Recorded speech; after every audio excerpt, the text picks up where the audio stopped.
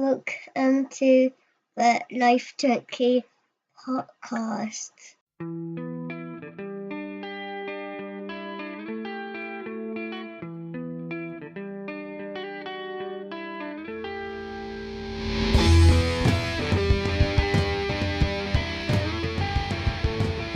Hello and welcome to the Remote Gamers podcast. If you're looking for the Life Junkies podcast, don't tune out your headsets. Stay tuned for this. This is a Life Turkey podcast. Hello and welcome to the Life Junkies podcast. I don't really know what went on there at the start. We had some sort of interference. Someone might have hacked the feed. We are messing, of course. I am Mike Frazier and I am joined by a long-time co-host of mine in David Quayle. How are you, David? I'm very well, mate. Thank you very much for having me on. It's been a while, a long while. So there are probably quite a few people that are now. I say quite a few people. There's probably the 10 people. The 10 people that listen to this podcast. Probably none of them have ever listened to the Remote Gamers podcast, and they have no idea what's going on. They're missing out. I'm telling you.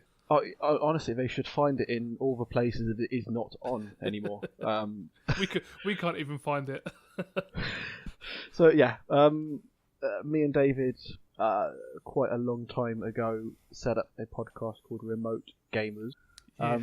Did it for quite a few years. Yeah, I would say nearly. We definitely went to 2 game expos, didn't we? So that was at least 2 years running, and it was probably a year before that.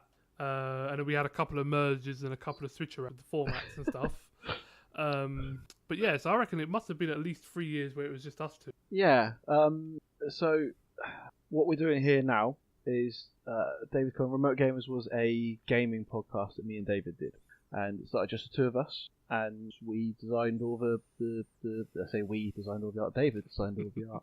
I begged, borrowed music off people, which is, funnily enough, the music that you're hearing on this podcast. Because yeah, that was a bit of a flashback. Listening to one of your shows on YouTube and hearing that music. Oh man, I remember all the hours of editing and putting this song in at the start. Yeah, brought back some good memories. And there was a time when I was meant to be doing an offshoot podcast. We had some audio sort of for that, but I only really have one musical friend. And that musical friend was in a band for a few years. A long time ago at school together, and they recorded 2 EPs, and that is from that. And the outro is the same outro that we used to put on. We did used to put "Time to Go Home" on the outro. Yep, yeah, we did. Yeah, okay. At least I did. I don't know if you. So yeah, I haven't got many people I can beg borrow music off, and I'm not. My CV says that I can play guitar and keyboard. I can't. That's a hangover from when I was 16 and applied for my first ever job. It just hasn't been removed. I have no musical talent at all. Unless you can count badly playing those 2 chords. It Smells Like Teen Spirit. So I thought he was going to say Wonderwall, because everyone knows. No, I don't know Wonderwall. I can do those 2 chords from Smells Like Teen Spirit, and then I can do the boom, boom, boom, boom, boom, boom, okay, boom from Seven Nation Army, yeah. And that is it. there's nothing else. I pretended I could write my own songs a long time ago, but they weren't. Nah. So anyway, yeah. So the music is the same. That friend, we had fresh music. We had heavy music for me and Barlow's offshoot podcast. But that when with music, with rights and stuff, trademark, copyright, rights or whatever we're talking about here, it's very subjective. And with this music, I still talk to that friend. We're still good friends, and I can go, oh, but Liam just said I could use this music, and Liam will go, oh, I said, and then at least I'm not getting sued. I might have to stop using it, but there's no royalties going to it. But if the other guys I don't really talk to anymore, so I steal their music, which I still have. So I still have it somewhere, which I could edit, but I didn't want. Anyway, I'm not here to talk about music. I'm here to talk about the Remote Gamers. So this has been something that I've been planning pretty much since I started this podcast. I wanted to get David on for at least one podcast. Yeah. Negotiations will be ongoing about extending his contract, depending on how this goes. Yeah.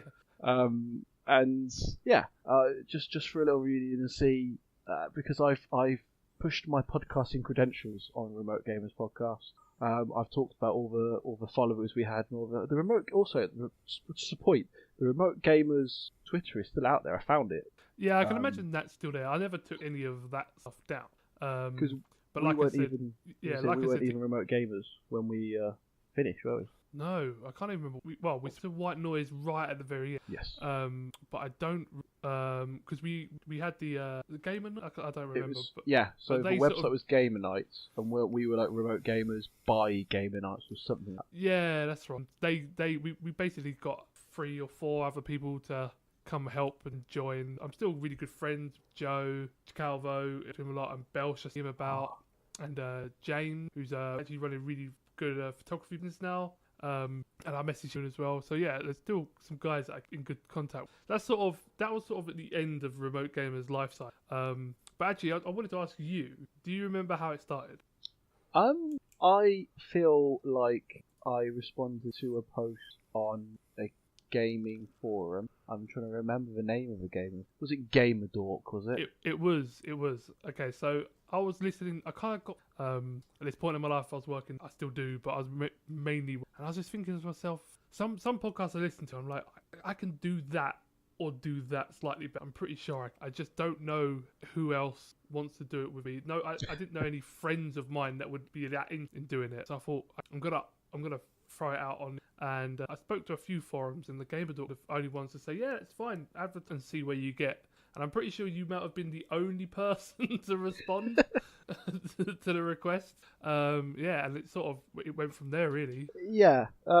I'd responded to something else to work on a website with some other guy, but that didn't really go anywhere. He gave up on. I gave up short. So you were my second attempt at creating something. I didn't start a podcast because I thought I was better than anyone else. I started a podcast because I thought, yeah, I can talk shit for an hour. I can do that. I think I can do it better. It's either I chat shit on here or I just talk at my kid or cat for an hour. I may as well release it and record it and let people ridicule me for it, and then yeah. So I mean, yeah, I just thought I could definitely do this. I can talk about games, just don't have any. And it wasn't necessarily about growing and being massive, because at that point in time, influence weren't really a thing. Like, people weren't sending codes, asked to X. Was a case of just talking about what you had, and that was one of our first descriptions, as it were, because we weren't buying games on release. So we're just talking about what we had, we read about, saw. We tried to get people on to come join us, what they, get other people's opinions on the podcast and stuff. Yeah, it just sort of grew a little bit, and at one point we was getting about 1,000 or a show when we put it out, which was incredible, really. That was to do with a lot. That was in the Gamer Nights time period, wasn't it? And that was a hell of a lot to do with Belsh, who ran the Gamer Nights website and was brilliant with his promotion. Yeah, he really, really pushed us and really helped get the word out there about us. So that was as much to sort of me and you sort of hosting and co-hosting and everyone coming on, but he was also brilliant with that side of it. Yeah, that's right. And then, like I said, one of our sort of Gamer Nights was getting the press part for EGX. Which was fun, and we got to we had this really awkward moment that I remember. We sat into developers, I think.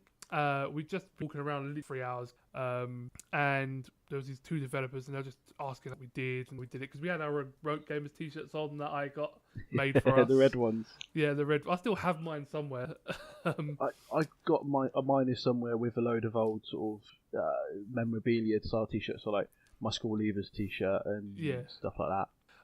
So we were sitting in there, and they were talking to us, and they're like, "Oh, here's our business. Have you got business cards?" And we're like, "Oh, is that a thing? Are we supposed to have business cards now?" And we're like, "Right, we'll remember that one for next year. Get business cards made up for what it is that we do." I just remember they just sort of were like, "Oh no, we're nothing like that," and they sort of just sloped off after that and stopped talking when they realised we was of no benefit to them at all. Like, they were proper networking.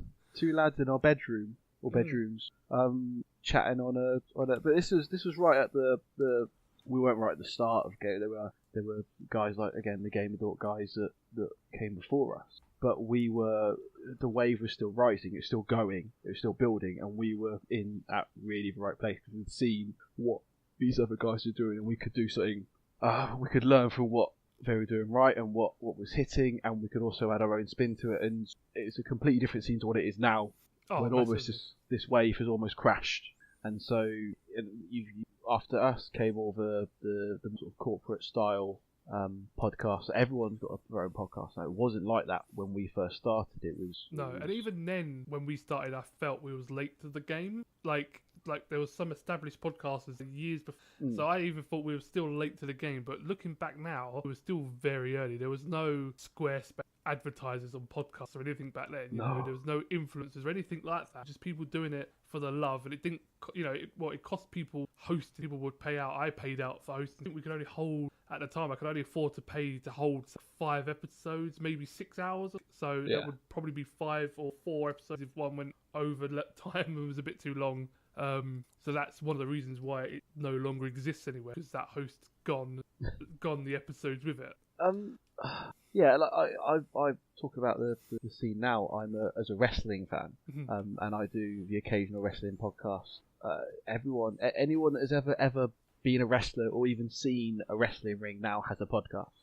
They may not update it regularly, but they have a podcast. And there's some more established guys. There is a guy, I've talked about him before, but I don't listen to him anymore, who does the Don, Tony and Kevin Castle show. Those guys have been doing that show in some form since the 90s. And this is before podcasts. Before podcasts, they did a phone show. And I don't know if this is ever a thing over here. I think it sounds like more of an American thing, but you'd call a number and at a certain time, and you'd be able to chat. So you'd be able to hear these guys chatting about wrestling. That's how long these two guys have been chatting together, and it came in different bits and formats. And he's still got some of the audio from the very early shows. That I have no idea how he's got it, but he's got it. And so those were the guys that we felt we were competing against, but really we were this wave of this is the first wave of the new lads in your home on your computer recording a podcast. We were part of that first wave, and it was a lot easier. Saying you had 1,000 listeners back then is like saying you've got 100 listeners these days, because there was less competition. Yeah, especially in the UK space, there was quite a lot of Americans, and I remember, when I started, there wasn't a lot of UK only ones, and I found the American one a little bit harder to their style. And there was only UK ones that were defined. So it was sort of our entrance of that space as well, and put ourselves in. It's also talk about that lack of UK podcasts. It was looking for a UK gaming podcast that brought me to Gamer Dork, and I went through and I think we've both listened to two. If I remember correctly, we both listened to 2 podcasts at the same name, but were actually different podcasts. And that was Cranky Gamers. Yes. You had your Cranky Gamers, and I had my Cranky Gamers. We were apparently 2 completely unrelated podcasts. But I found Cranky Gamers, and through that I found the Cranky Gamers, and through that community is where I found Gamer Dork. And Gamer Dork doesn't exist anymore. There was some form of falling out between 2 hosts, which took a long time to actually fully come out what had happened. But because it was very sudden, it was like, we're hosting this thing, no, we're done, and it was just like that, and it was complete radio silence. It's look, we don't want to talk about what's happened, what we happened, and I'm not going to mention what happened on here because it's not my business to tell you. Interesting Game Dork, and want to research some of the back histories. Fine, it was a brilliant podcast and a brilliant community as well. Yeah, that's right. And I believe some of that is obviously morphed over. The Kane and Rinse podcast, which is still on my podcast app. It's a different beast. Kane and Rinse is very much. Oh, it's a different podcast. I mean, I just think that was. It's what I want to do with our offshoot, basically, which is, I think it's every 2 weeks now. They talk about a game, or sometimes if it's smaller games, I love them into a group like they did Golden Axe as a whole. Yeah. Because you could do Golden Axe 1, then 2, then 3. There's just not enough content there, so the whole thing is one. But then they'll talk about Final Fantasy 9 on its own for a whole, and they talk about that, and they talk about the history of it, and they weigh out the games, the pros and cons. It's not just games that they enjoy; it's all games. So they might be all sat down for a game that they really hated, but it was a big enough game to warrant them talking about. Yeah, that's right. And actually, I feel like one of our ideas that probably had indie when we joined up the Game or Not. So it went from me and you having made possibly 6 people, and the idea behind that you wouldn't have so one of the difficulties, we weren't always available to podcast on the same day due to work or whatever we're doing. So it's hard to get that regular. This is going to be released a Monday every other month. So the idea was we would have 6 people, and you could pull from that pool of people who would be available that day and still throw up a podcast within that sort. And that's what Kane and Rince guys do. They have a big team of them, but they don't all talk on the same show. They talk on the show which to them. Yeah, I think they do something somewhat similar to what I do with this show, whereas I have a schedule. So at the moment I have a schedule up until WrestleMania for wrestling fans. For non-wrestling fans, that's start of April. So I've got a schedule up to that, and so I know when I'm getting people on, who I'm getting on, who's going to be on one show. So I know David's on this show today. I know that I'm recording something very special next show. And again, I talked to last podcast about having something that I'm going to have to be more professional for. Of course, this isn't it. I always quite like the fact that me and Dave were not particularly professional when it comes to this podcast. That special thing was delayed.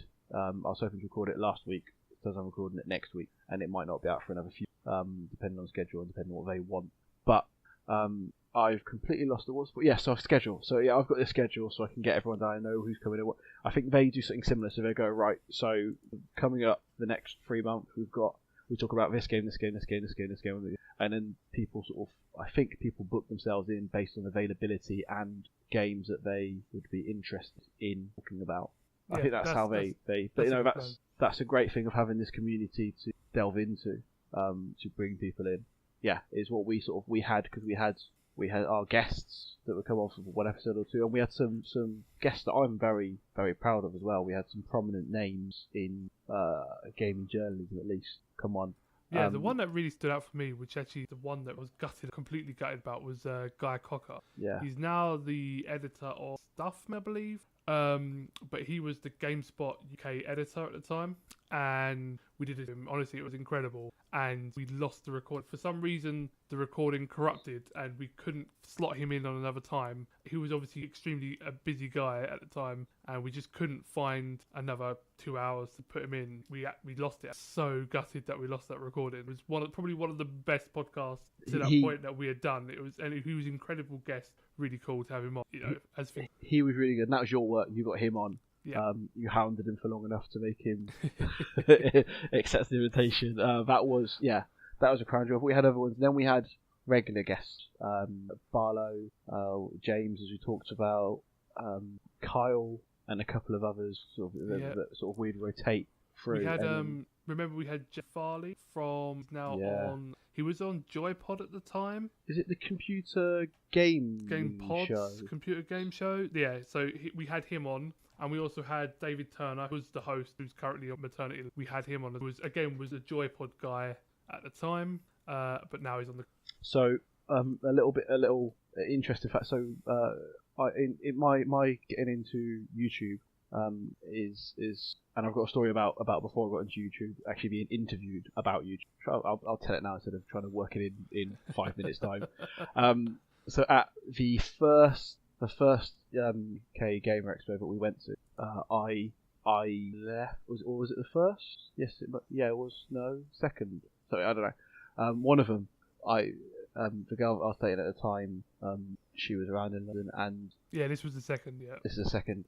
And so I nipped out on the Sunday to go meet her, popped to a nearby pub and watched the Chelsea match. Because we were in Earl's Court, we're right round the corner from Stamford Bridge from Chelsea. So if there's a big Chelsea game, and it was Chelsea-Tottenham. That's right. So it was a very big game. So I went into a Chelsea pub just literally down the road from Stamford Bridge to watch this game.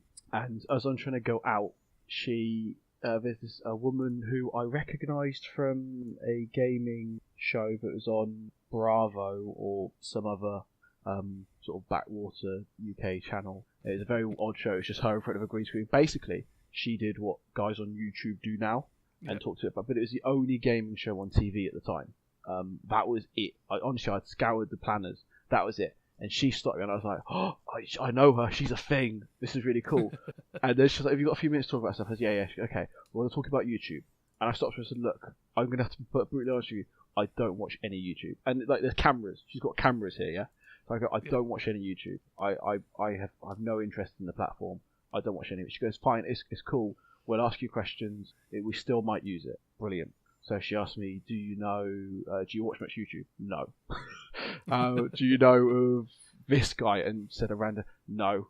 Did you? And she said all these questions, and basically my answer to all of them was no.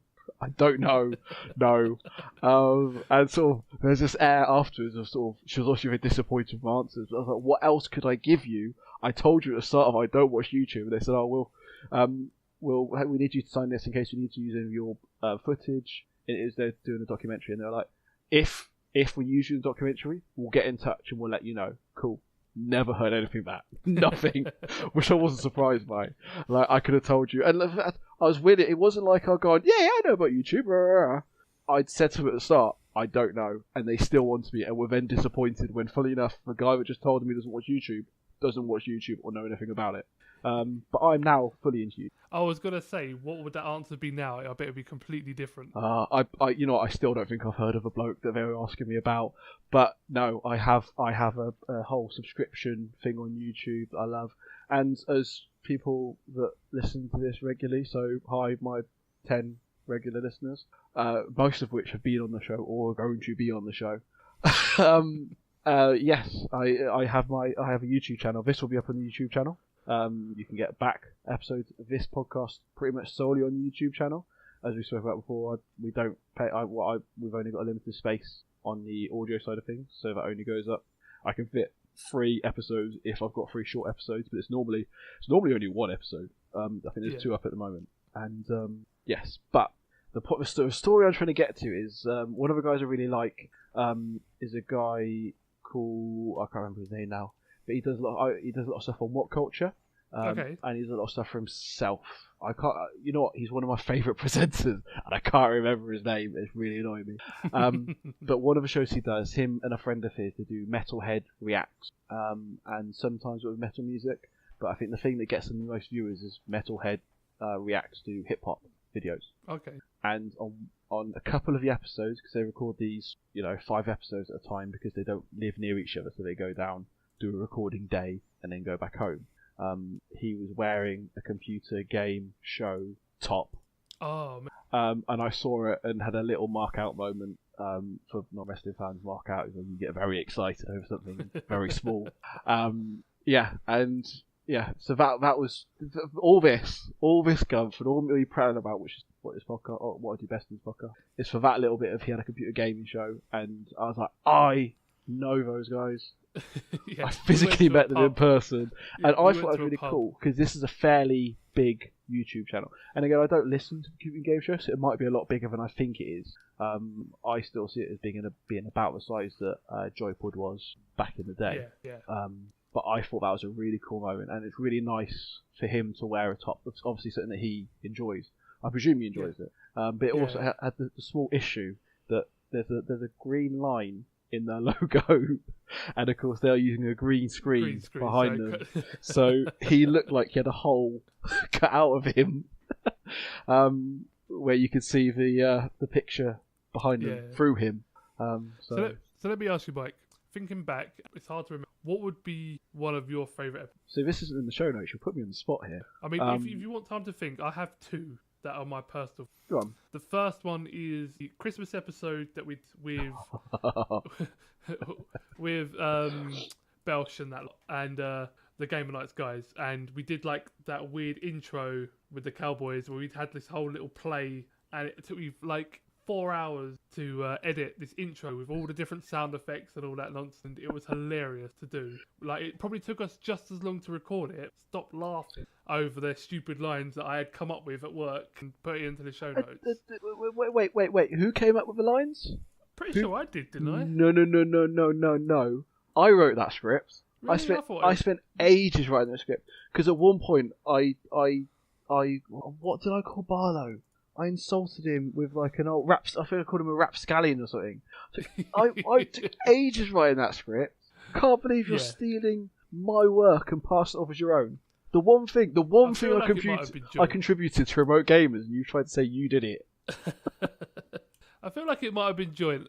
Because we did a separate one as well, which we Ghost of Past. No, it was the I definitely did the Ghost of Christmas Past. That's the one I wrote. Okay, so the one I'm talking about is the Cowboy. Or did I? I'm very confused. No, I definitely wrote the Ghost of Christmas Past one because that's the one I called Barlow a rapscallion. Yeah. So the one with where we had Belsh as the like angry bartender. Was that not the same thing? No, that Are was you a different sure? one. We did two. We did two very Did similar. we manage to do intros. 2 Christmas shows? I believe so. I believe it was one when they were just guests and one when we were a crew, essentially. Okay. I'll believe you. And my second was actually the first eat where we managed to podcast in a room for the very first time in my nan's conservatory. You know what? You're such a git, because I'd sat down and when you first asked the question, I thought, you know what? Either Christmas special recorded together, and you just said both of them.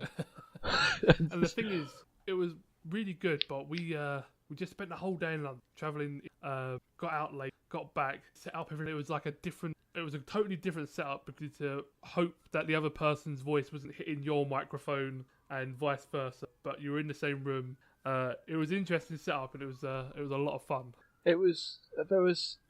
So I when we had Barlow on, I quite often, I say quite often, every time we had Barlow on, he recorded with me. At the time, he was sharing a house with his family, parents, brother and sister, none of whom would properly respect any sort of privacy. It's a fairly small house, and he shared his bedroom with his brother. So there was no, I don't think he had a laptop.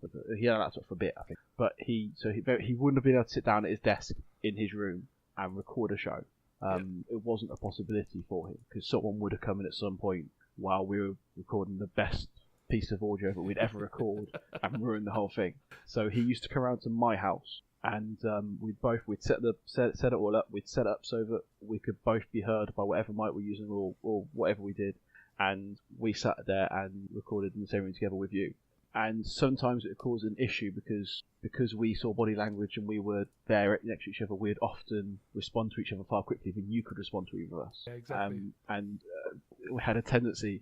We may have been slightly drunk at the time, but we had a tendency to go off on one together about whatever rubbish we're talking about on the day.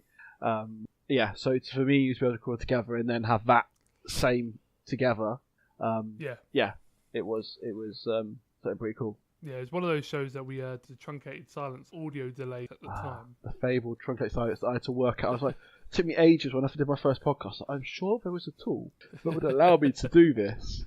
And then, fabled truncated silence, which we didn't start using until a few episodes in. No, because I had no idea about it. And it was one of your friends that also did the podcast was like, guys, you really need to sort out this silence. No, actually, I was to a podcast where someone was talking about him editing, and he was like, thank God for truncated silence. And I'm like, what is that? I obviously need that in my life. Googled it, and I'm like, I definitely need that to use that. And I'm like, Mike, we've got to try this out. And it was, from then on, I reckon, we jumped 4 points. It's something that was useful for me and you. You don't know the true usefulness of truncated silence until you sat down and recorded a podcast on your own. Honestly, I cut a good 15 minutes off of each solo podcast just from using truncated silence, which last week, because I was struggling for material, was an issue. But other weeks, when I've rambled on about sentient ghouls or about Natalia Neidhart, has been a godsend just to cut a little bit of me, not me, off of the show. So, do you want to talk a little bit about what you've done since Remote Gamers, or do you want to leave that until the end when you plug social media, whatnot? No, I mean, I'm happy. So, for me, I stepped away from the podcast. I started a new job, a little bit more was work, but actually more random. So I went from working our days, 12-hour shifts, a 4 on 4 off. And basically what happened to me was, at the time, was we merged to the White Noise, and that was very regimented. We have to record at 6:30 on a Monday, get the show out at 9 a.m. on Thursday. Can I just put in here that I was with us when we merged into White Noise, and I left after 3 episodes. The reason I left after 3 episodes was I was working in London, and I'd just taken a new job on, and this job had very random hours, and I didn't really know what I was doing from one to next. So I wasn't in the first 2 episodes. I couldn't make them, and then I made the 3rd episode. I think I'm getting all this correct. and recorded that. And then we planned for the fourth. At the last minute, I had to back out, Yeah. and it was decided between all three of us that I felt I couldn't properly commit because my work situation in London had been fluid. I hadn't been able to find consistent work, and and because you guys wanted this regimented schedule, which I could never ever have stuck to. Well, yeah, I mean, and that same problem that on the times when I had days off, fine, I could be there for it was fine. But on the day shift, I would finish it after 12 hours after being up at 4:30 in the morning and have to get home, get showered, have dinner, and be on ready to record, which was never going to happen. And then recording process can sometimes take 3 hours. So and then be up for another 3 hours. So my 12-hour work shift, I've now been awake for 20 hours with a podcast. So I sort of had to knock that on there. It just wasn't working for me. I wasn't interested in doing a podcast after working. And then when I worked night shifts, and unfortunately it just sort of fizzled out from me from there. I just felt, okay, I don't have the time or the real commitment that people feel like I need to have. So I then moved out with my current girlfriend. We went into a little flat that we had, did a little bit of gaming and stuff, in nothing special. Started a YouTube channel, grew it a little bit, but nothing incredible. But again, I felt there was a bit of pressure there. You probably a little bit yourself. You need to put out regular content because that's what's grow, and why you do grow at least a little bit. You have to put out, I think it's at least weekly videos for YouTube's algorithms to click into motion for you. So if you want to get anything at all, if you want anyone that's not already following you in some form to see your videos, you have to have put out at least something weekly, I think is the rules now. So and then editing a video forever, like forever. It takes so long, especially when you're not used to it. It is ridiculous. Think, okay, I'll just set up this game capture software, capture a bit of game, and then you're like, oh man, the editing that some people do, even the ones that you think aren't a great video, someone's probably put a ton of time into editing. So again, that was a big time sink, and then you feel like I'm not playing now, I'm just editing all the time and then trying to discover this. So I've sort of knocked that on the head, and then I've done a bit of streaming as well. I managed to make it into the affiliate status with Twitch, but then we moved house. So we moved from a flat to a house,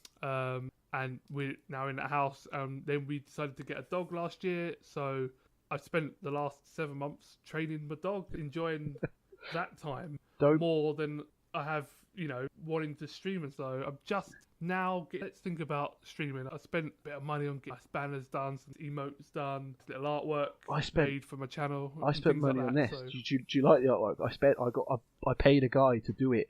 No. Yeah. Silence. I can't really see it actually. It's the sort of weird black and pinkness. It's some dude from somewhere, might have been somewhere near India. It wasn't India, but it was one of the smaller India-esque countries, I believe. And he did it for me for £5 for both of them. Oh. Yeah. Anyway, you talk about you talk about streaming and do it again. So now that I'm starting to, the dog's well trained, starting to grow up out of a puppy, less of a be hands-on with her all the time. So now I'm starting to I'm like, I think about doing this last couple of weeks, need to get my old kid, dust it down and have another go at it. So I'm going to definitely take that up again. There's a lot of games coming out that I'm going to play in, and that's pretty much what I've done since recorded. We moved into our own place, moved out of home, moved into a house that we're in now, got a dog, played a few games, So, my story is when I left White Noise, I left it with the determination I was going to go start my own thing. While I was living in London, I made lots of attempts to record a solo podcast with myself. I couldn't have brought on someone like Barlow at the time because of the problems I talked about for him at home earlier. So, and because we didn't live together in London, he lives in Cheltenham, where I'm from. So it wasn't like he could pop round mine to do a recording session any those days were behind me. So at that point, I was sort of stuck on my own. I wasn't a part of any forums to go post for a new co-host or anything like that. So it was what it was. And with my hours anyway, I changed that job for another job long after that. But again, that was the same. I could work until 9 o'clock some nights to get back from the centre, slightly less the centre of London at any time. That was a good hour for me. longer if the buses didn't quite sync up or if there was heavy traffic. So Yeah. it wasn't something that was possible then. And when I came back to Cheltenham, after having worked in sort of Delhi type places in London, I actually came back to become a chef, and that straight up 12-hour shift. I'm leaving the house at 8 a.m. I'm back in home for my first shift. I was back home for 1 in the morning. So it's one of those where it's brutal, and not only is it time consuming, but you're so tired all of the time. So I've done that for a good 3 years or so, and with my daughter, I realised that on days off I was just tired, and I stopped doing stuff with her. So I made the decision to get out of that, and I've actually gone back to retail now, which actually I'm in the job. I'm working at the same place, doing the same stuff that I was doing when we first started Remote Gamers. No way. What the shop? The outdoor shop. Okay. Yeah. I remember having whole conversations about running shoots. Yeah, I was the running supervisor there. So yeah, I'm back there, and I'm going to uni in the summer to study history, to become a history teacher. Is the plan. Nice. So after this summer, I'm hoping to get up some history-esque style videos up on the YouTube channel. I probably won't do a podcast about it. I can't imagine I'll be able to dig up enough interesting information or find anyone else interested in ongoing on history. And I think there's probably guys out there, like one of my favourite must-listen-to podcasts, which is HI 101, who explain it stuff far better than I ever could.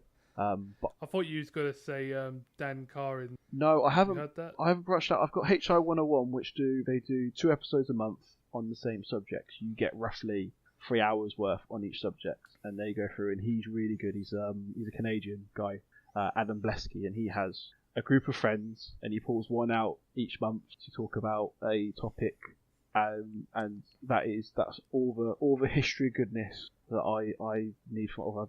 But I would say I would highly recommend Dan Carlin's Hardcore History. He does a Blueprint Armageddon about World War, basically the entirety. But this is done it's probably like the ultimate way to get that incredible. The level of detail he goes in, honestly, beyond anything I've heard before. Because I've already got far too many podcasts that I can't get through them all. In fact, I've just had a friend of mine and 2 guys that I'm hoping that I've got scheduled in to go on the podcast in about a month's time. They've just started their own podcast together, which is I've known they were planning on doing this podcast, and I've waited until they started their own podcast to get them on. And adding them to my queue list has seen me delete another 2 podcasts that I regularly listen to on the same subject. Also done by friends of mine, guys I talk to every day. Because I can't fit it all in. I can't get through the podcast that I'm listening to at the moment. So don't offer me more podcasts, David. Don't do it. It's a must. But it's one of those that it's always going to be there. It's a 5 or 6 part incredible. Oh. It's one of those that you just download and have it ready to go. Yeah, I've got loads of those just so as well. it's there. That's how I treat Kane and Rince. I've got a good a couple of hundred, at least over 100 episodes of Kane and Rince, I think. I'm checking on my phone while we talk. So, Kane and Rince, I have.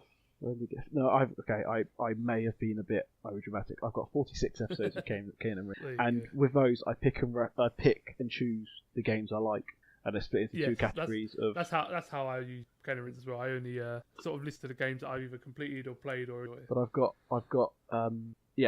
got so many. I can't keep up with them. I've got too many. I've got a load of. There's a guy called CGP Grey who does brilliant YouTube videos. He is amazing. He only releases them every now and then. And I've got of his podcasts. I have 127, and they are like 2 episodes long each to get through on my back. I've got a load. No. Anyway, the point I was going to is going back into retail is of course massively different from chefing, and chefs are a different breed. Honestly, the mental and part of the reason why chefs are chefs is because chefs like pushing themselves. You couldn't survive in that environment if you didn't. And I loved chefing as its whole. Like, there's massive downsides because you can never do anything else. But as chefing as a whole, I loved it, and I loved the rush of being on a busy service and having to get everything out on boom on time. and all of that, which is something you don't get from retail, funnily enough. And I'm here, there's these kids moaning, oh, it's so hard working here. Oh, I've got to move these clothes over there. It's so hard. And you just look at me, and then so needing something to push myself, I went, I wanted to do a podcast. I was like, right, if I can do the blog for a bit, I'll go and do the blog. And I did the blog for a certain amount of time. Brilliant, cool. I'll start up a YouTube channel. Then I realised I know nothing about YouTube, editing, scripting, all this stuff. So I'll put that on hold for a second. I'm gonna go record a YouTube, some podcasts, and I can put them on the YouTube channel.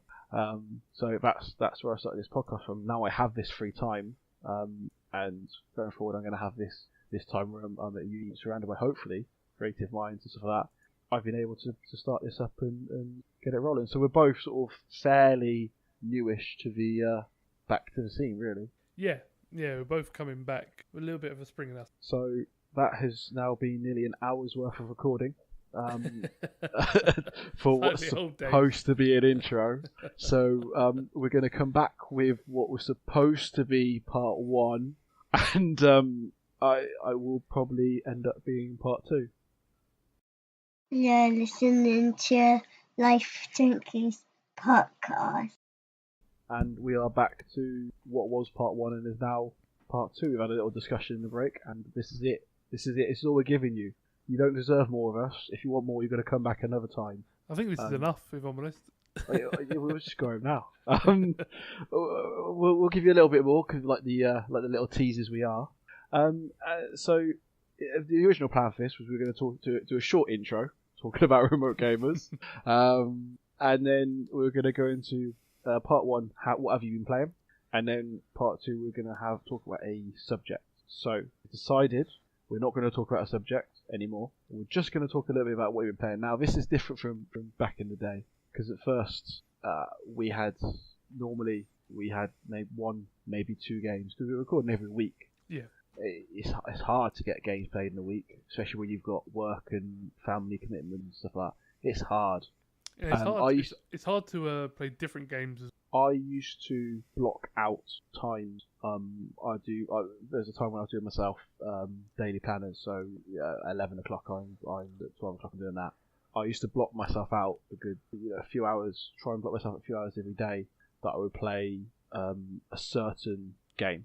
So it'd be like, right, today I'm going to play Mass Effect. Now, as David knows, I need no one needs to convince me to play Mass Effect. I was hoping we'd get away from this episode, but obviously not. I deliberately didn't say it earlier. I almost did down my mouth, and I was like, right, I won't mention that. So, but it'd be like, right, this is the game I'm going to talk about on the next podcast. I'm going to sit down and I'm going to talk. I'm going to play this game to try and push through the story.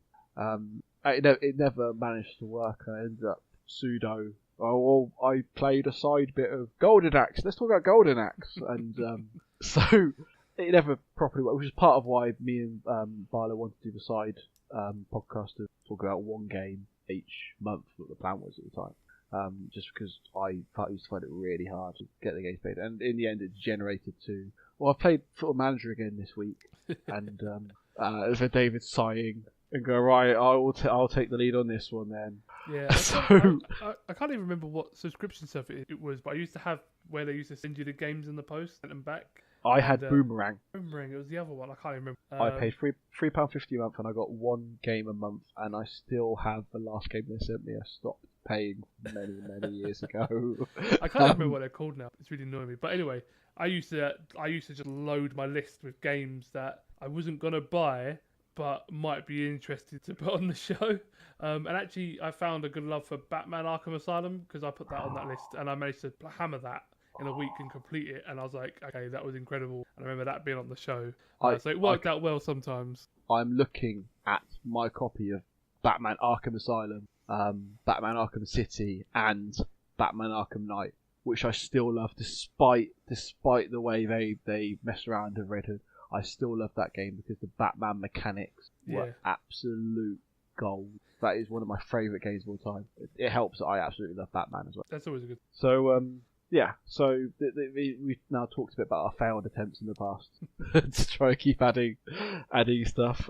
So I say this without the hesitancy that we used to do it with. David, what have you been playing? Well, in the last 4 years, quite a bit. You'd hope so. But what I'm going to do is I'm going to stick to the ones that I've been recently playing because they're fresher in my mind. So I managed to finish and complete the Division 2 private beta. So this happened with the end of the mid of this month really, for about a 2-week period. I can't remember. But you basically had to sign up or pre-order the game to get access into the private beta.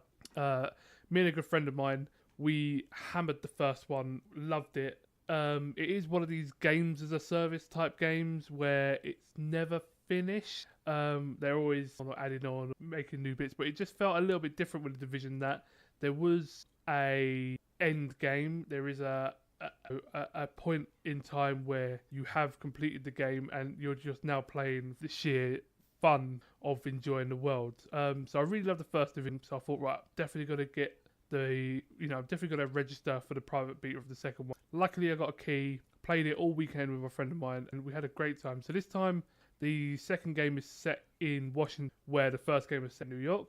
I don't know if you know much about the first game, but it was basically set in winter in New York. A virus had got out, killed off a lot of people. Well, it's sort of post-virus where you're trying to rebuild, but there's people that are, it's sort of like martial law. So there's groups of people that have joined together into gangs that are out to profit themselves, etc. And it's your job to stop them as this sort of private elite army known as the Division. So you're a division. The second one is set in the spring after the winter in Washington, where the very first mission you're defending the White House, stopping these guys from that.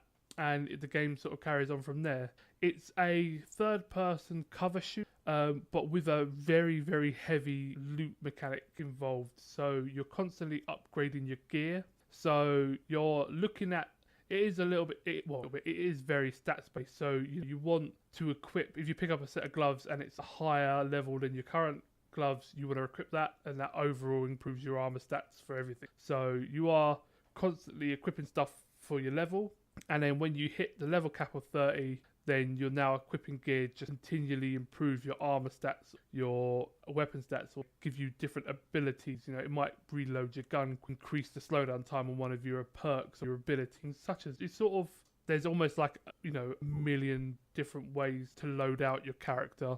Yeah, sure. This is your classic RPG sort of infantry stuff put into a shooter. Yeah, exactly. But it makes it really nice because you can choose to be, you might want to be medic focused. So you're going to be picking up gear and choosing different to make you more of a medic for your team. Could be the tank, so your armor, big guns, slower, all that sort of stuff. It has that nice balance. Or you can balance between. You can have a little bit of medic and a little bit of sniper and a little bit of this. So that's what we really enjoyed it. I really enjoyed the beta. It worked really well. The first day or so was a bit rocky, as they always are, disconnects at the server, things like that.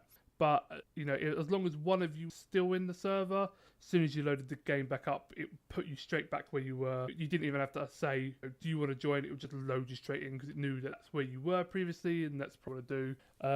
There is a open beta at the beginning of March around that time because it comes out on the 15th. But yeah, I just enjoyed the game. It looks beautiful. I'm playing on PC. It looked stunning, played really well. They've made some nice quality of life improvements over the first one. The first one, information or what you're looking for is hidden in weird menus and stuff, whereas now it seems a bit more slimlined, very precise to the point, and you're doing everything that you need. Yeah. So yeah, I really enjoyed it. Liked it a lot. I'm definitely going to pick it up on day one. The prices are insane. I think there's like £200 edition with, a statue of a Division agent. Honestly, I don't know who's paying for that in this day and age. Good luck to you, because I can't afford that. So this I'm interested in this whole thing of it's currently sort of being built around you. How do they model that? Is it a sort of a World of Warcraft? Not that I've ever played it, but I know how it works. World of Warcraft style thing where you figure, this is the new DLC, give us £5 for it, and you download it, or is it once you've bought the game, that is all the content? You've now bought all the content from us, and you can get everything without having to pay. From what I can understand, for the first year, they've now promised DLC to the game. Okay. The first game had the base game up to level 30 and beyond, but then they had some DLCs like the Underground, new area of the map, Underground. They had a survival DLC where it was a little bit like the Battle Royale games now, where you start in the world with nothing and you have to loot up in zone. So they had a few DLCs in the last game, but it's more about they are introducing. They have like a weekly challenge and a daily challenge and a monthly challenge that changes every week and month. So if you miss out, you then miss out on that bit of loot you might want or requiring. You know, it is a random loot drop, but it will give you a higher percentage chance of obtaining that gear if you're actively participating in these daily, weekly, monthly challenges. So this is something. This is basically what Fallout 76 was aiming to be like. You haven't picked up Fallout 76. No. So No, I stayed away. I stayed far. The way they've scheduled that is you have events that go on throughout the world that you get drawn to, and it'll be you've got in this place it is being overrun by these little Chinese robots. You have to get this whole thing set up, and then everyone gets a bonus who participated if you manage to do it. Yeah. And then they've got sort of the base story that runs through the whole game as well, and it'll be slightly different because I'm sure the story on the Division is a bit more sort of classic shooter wise to it, whereas Fallout 76 is very much roam around and find the story you're encouraged to explore, because this has got a different vibe to it, but the idea is the same, where you've got I have to ask all these because I'm not this is a whole side of gaming that I don't delve into anymore. When we first started this podcast, I used to play games online all the time with friends. I would have been straight into this 10 years ago. Yeah. But now, with the time, I only do the single player long games, so I've got to sort of work from my level of understanding on this. I think you could enjoy it because the main game is set as a PvE. Explore players co-op against the AI, and it scales. If you have 2 players, the enemies are a bit harder. If you have 4, they're much harder. And if you have someone that might be in 5, but 5, again, the enemy scale somewhere in between, so it's not for the early guy, but not. So they have some really smart scaling built into the game, so it makes it, you can jump in at any point, but you can very much play it on your own. Same with you can play it the whole game on your, but obviously things are more fun with friends or playing co-op. Yeah. Co-op, because like I said, you can have the one guy that's a sniper that's sit at the back or flanking round to help complete the mission. But I played a lot of it solo and a lot of it in duos and with 4 of us. Then they have what's known as the Dark Zone, and this is an area of the map where, as you go into it, you then transit PvP. So now you're against other Division agents trying to collect high-end loot that's in these areas from the AI, and then you have to extract it using extraction helicopter. And what can happen is at this point, other agents can go rogue, turn on you, shoot you, make you your loot, obviously, and then pick it up for themselves. So there's all this sort of different type of play style in that area. It's high risk, high reward in that zone. Yeah. So it is very playable single player. So, and it's like, if it sounds like you sort of come first, it like for pence now, like literally dirt cheap. And it was, I loved the atmosphere of the cold, snowy New York. It's incredible to experience. So yeah, I mean, sounds like the sort of thing you like. I might do that. So it's not one of those things where because the new one is coming out, or people are on the public beta, that it's not going to be dead. No, it's not going to be unplayable because you don't necessarily need other people to play it with. You can still do that single player storyline through it. Yeah, exactly. The only thing you might struggle with, like I said, the daily, weekly, monthly challenges, once you hit your level cap and now you're trying to just progress your character higher, they might be a little bit less dynamic they were for the first couple of years because they were constantly setting them up. But with the new one out, they probably did the previous one. But to level 30, the whole 20 hours, 30 hours to hit the level cap main story before you're even thinking about the end game loots. Fair enough. I might add that to my list to get once I finish with what I'm playing. Yeah. Work down my pile of shame a little bit. So, what have you got next on your list for us, then? Right. So I'm gonna completely steer away from where we were. This is a VR game, so I'm big into VR. I love my virtual reality. I have the Oculus Rift.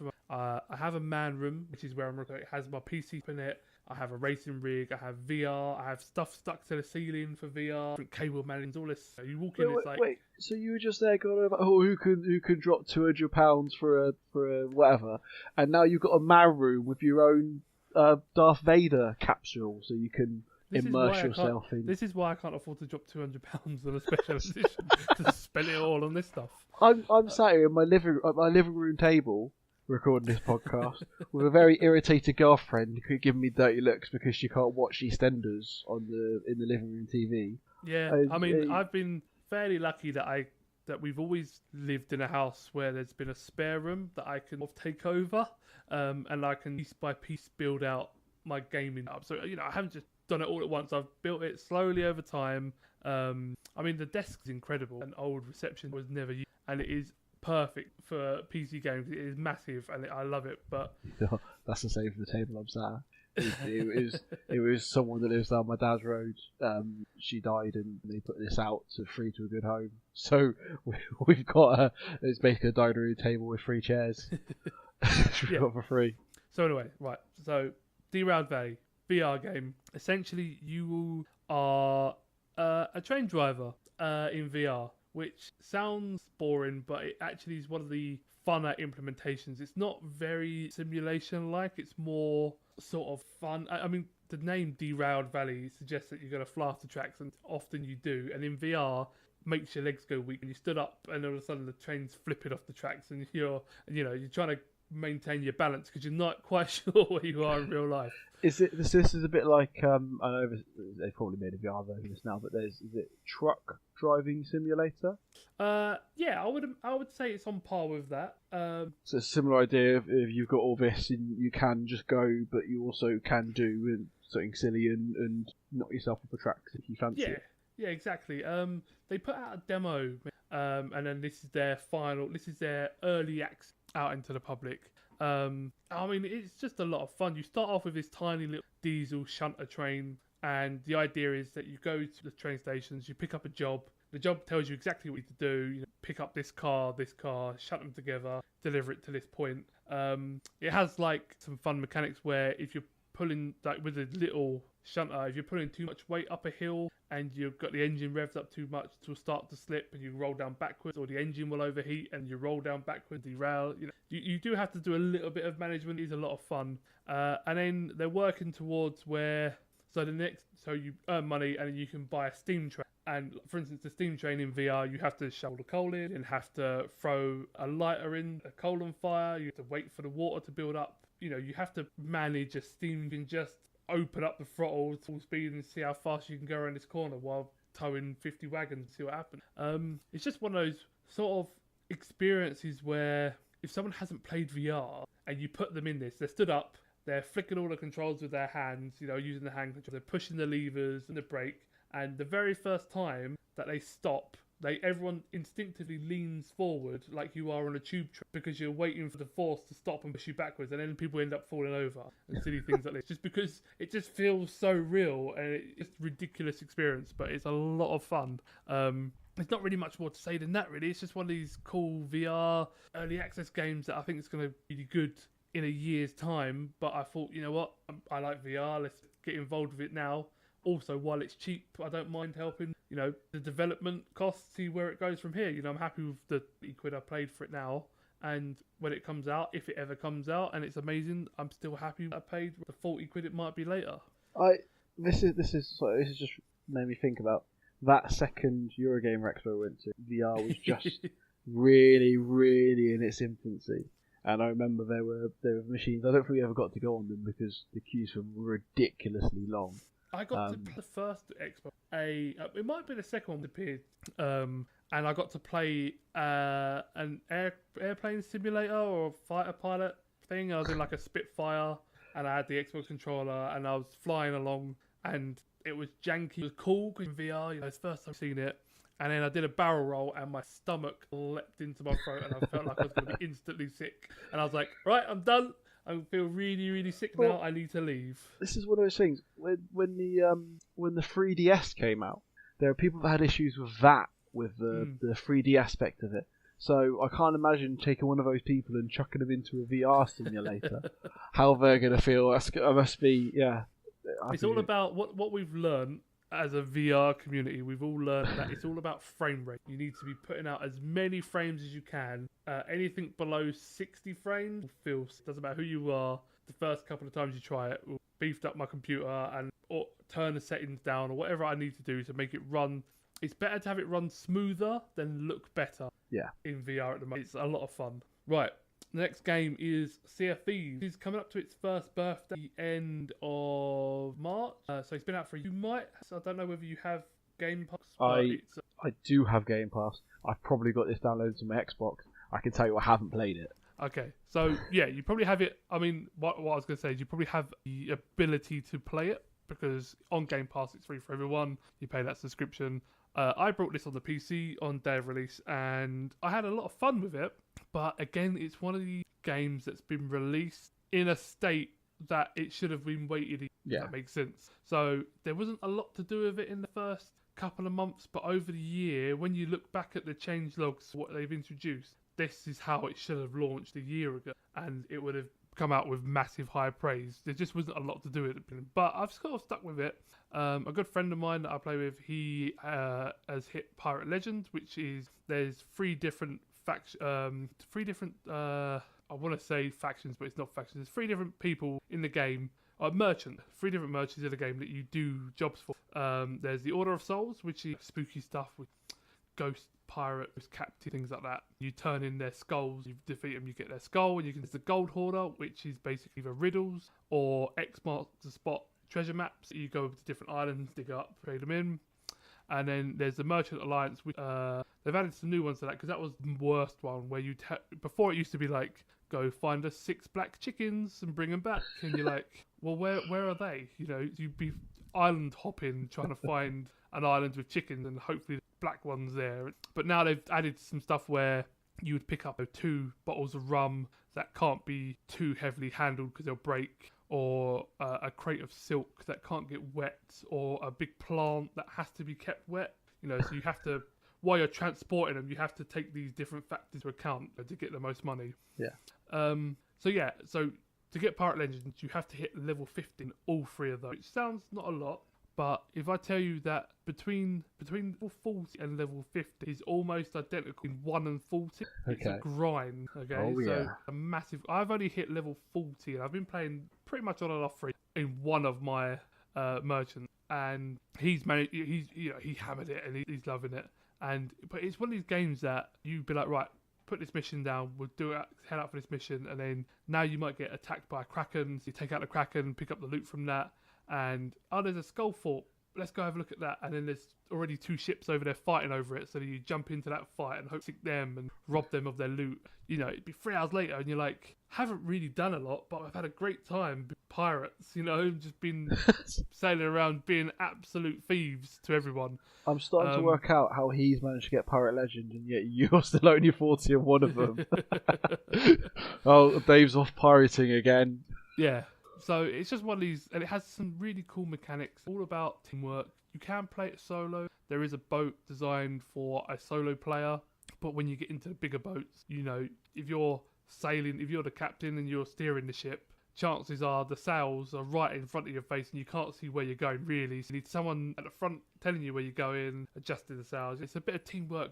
Like once you get a good crew, like maybe maximum is 4. If you get a good crew of 4 of you, you can really have a lot of fun. And it's one of those where you might be playing with each other for a little while and you just instinctively know, you know, you're approaching an island. You don't wait for the captain to shout, slow it down, lift the sails, drop the anchor. You know, people are just doing stuff automatically. It's just one of those ones where it could be a lot of fun. And yeah, I'm looking forward to their first anniversary. They've promised a mega update. No one really knows what they're going to put out into the game, but we're hoping for some good stuff. But my biggest problem is they've said that on their first birthday of March, anyone that hits Pirate Legends, so level 50 in all 3 factions, will get free stuff for their character. So I need to get my grind on and start leveling up and become a Pirate Legend before then, because I don't want to miss out on the cool stuff. But I would... Going to be grinding away. Yeah, I would recommend having a go, at least playing with someone. I mean, it's cross-play as well. If you do have it installed, I can play from my PC version to your Xbox version. It works, you know, PC players and Xbox players all play together on the same servers. It works really well. It just uses the Xbox app, but it's perfect. This is very much the future now, isn't it? Because they're all getting them, and Sony were the last holdout with a lot of these. And the Fortnite is the same. Yeah. You can play across. I can jump on my Switch and play Fallout and Fortnite with someone on the Xbox. The person on the Xbox will be better than me because I'm holding a Switch and a proper controller. But this is the future. It's really exciting. I've always felt in the past that why can't we do this anyway? Why couldn't they just hook up this big? And of course, it was all about money of companies trying to hoard you themselves. But that's right. Keeping you. This seems to be something that the developers themselves have tried to push for themselves, and I think it's a great thing for the game. I agree. I mean, it works really well. Like, I've managed to play friends from work who have Xbox, who have Game Pass, always fancied playing it, but what it was about. So I can be like, I could just play with you. I don't have to play on my Xbox. Play most of my games. Just help them out, and jump in, and it works. I can use Party Chat, with the Windows app. It works. I will say, out of all the games that you've talked about so far, it's only free. But out of the 3 games you talked about so far, this is the one that has got my interest the most. And I think your last game would have to be something quite special. I'm genuinely considering this game. It sounds actually really good fun. Well, I mean, you're already paying to have Game Pass. I think you'd be mad not to try it, and especially on its. Yeah, I mean, you start now, you're never going to become Pirate Legend, so I wouldn't even have that goal in mind, right? But it might be worth play it now. And then what they're offering with their mega update, see where things are going. Because I know they're bringing in the arena, which is a PvP mode where they're putting 4 ships into a small area and you just have at it. Yeah. Ship battles and stuff. So there are stuff in the pipeline, but no one knows what this mega update yet. There's all speculation. Yeah, I'm looking forward to it. So yeah, it's probably a good time to. The game is way more complete than a year ago. There's a lot to do, equally a lot to learn, but. Oh yeah, okay, this is where I need to go. This is how I sail the boat. Right, last game. I haven't played this. I'm not very good at it, and I don't have a lot of time to put in it. But I'm going to talk a little bit about Apex Legends. This is free-to-play battle royale game from Respawn, the makers of Titanfall. They did a live stream weeks ago, and they were literally like, "The game is out now. Go download it. Have fun." Which seems to really work. If you jumped on Twitch after the live stream, were streaming it, Dr. Disrespect, all those guys that we'll know of were all streaming it, all involved, all paid to play it at that time. Yeah, sure. The thing is, those guys that I've never heard of, I've definitely heard of. I mean, sorry, I've all of them. People listening. It's set in the Titanfall universe, which is nice. You're not a pilot, so you're not wall running, and there's no time. But you are. It is a very fast your character. Each character has their 2 unique abilities. One that's, for instance, a Pathfinder is a robot. He has a grappling hook, so he can grapple hook himself up different places, move quite quick. Or he can set up a permanent line up somewhere, and his whole team travel up the zip line. So that's his abilities. It's 3 players, so 3 on a team. You get the old jump, so you jump out of a plane or whatever, jump ship, but you have a jump master who controls where the team, so you can all be talking, saying, let's go here or there, and they will guide you down. One of the nice things about this game is with random, really nice, where depending on what you're looking at or what you're trying to do will change. So it won't be just like you ping, let's go over here. You ping, there's an enemy over there, or if you ping on a bit of armor on the floor that you don't need, say there's a level 2 armor here, so your teammates are knowing if you don't know, even if you're not talking to with randoms, you can be like, there's a gun here, there's ammo over here, there's a guy over there, I think we should head over here. You can have all this communication, and from what I gather, the guys at Respawn tested the whole game for like without talking to each other, just to get this down, and it works really, really well. It's incredible how other games have done this and have relied solely on people or gesture. I like the idea of in their office and like the higher ups have just come in. Guys, like, you haven't done any development on the game for about a week. What have you been doing? They're like, we've been testing this mechanic, honestly. Yeah, we've been playing tennis. Yeah, it's been silent out here. What's going on? But yeah, it's a really good game for free. Like, it's saying that put something out like this. Obviously, microtransactions, things like that for different aesthetics and banners, all that usual stuff. You really don't want to. Pretty sure there's going to be a battle pass where, I don't know, gather battle box, whatever they're calling this game, twice as the other guy.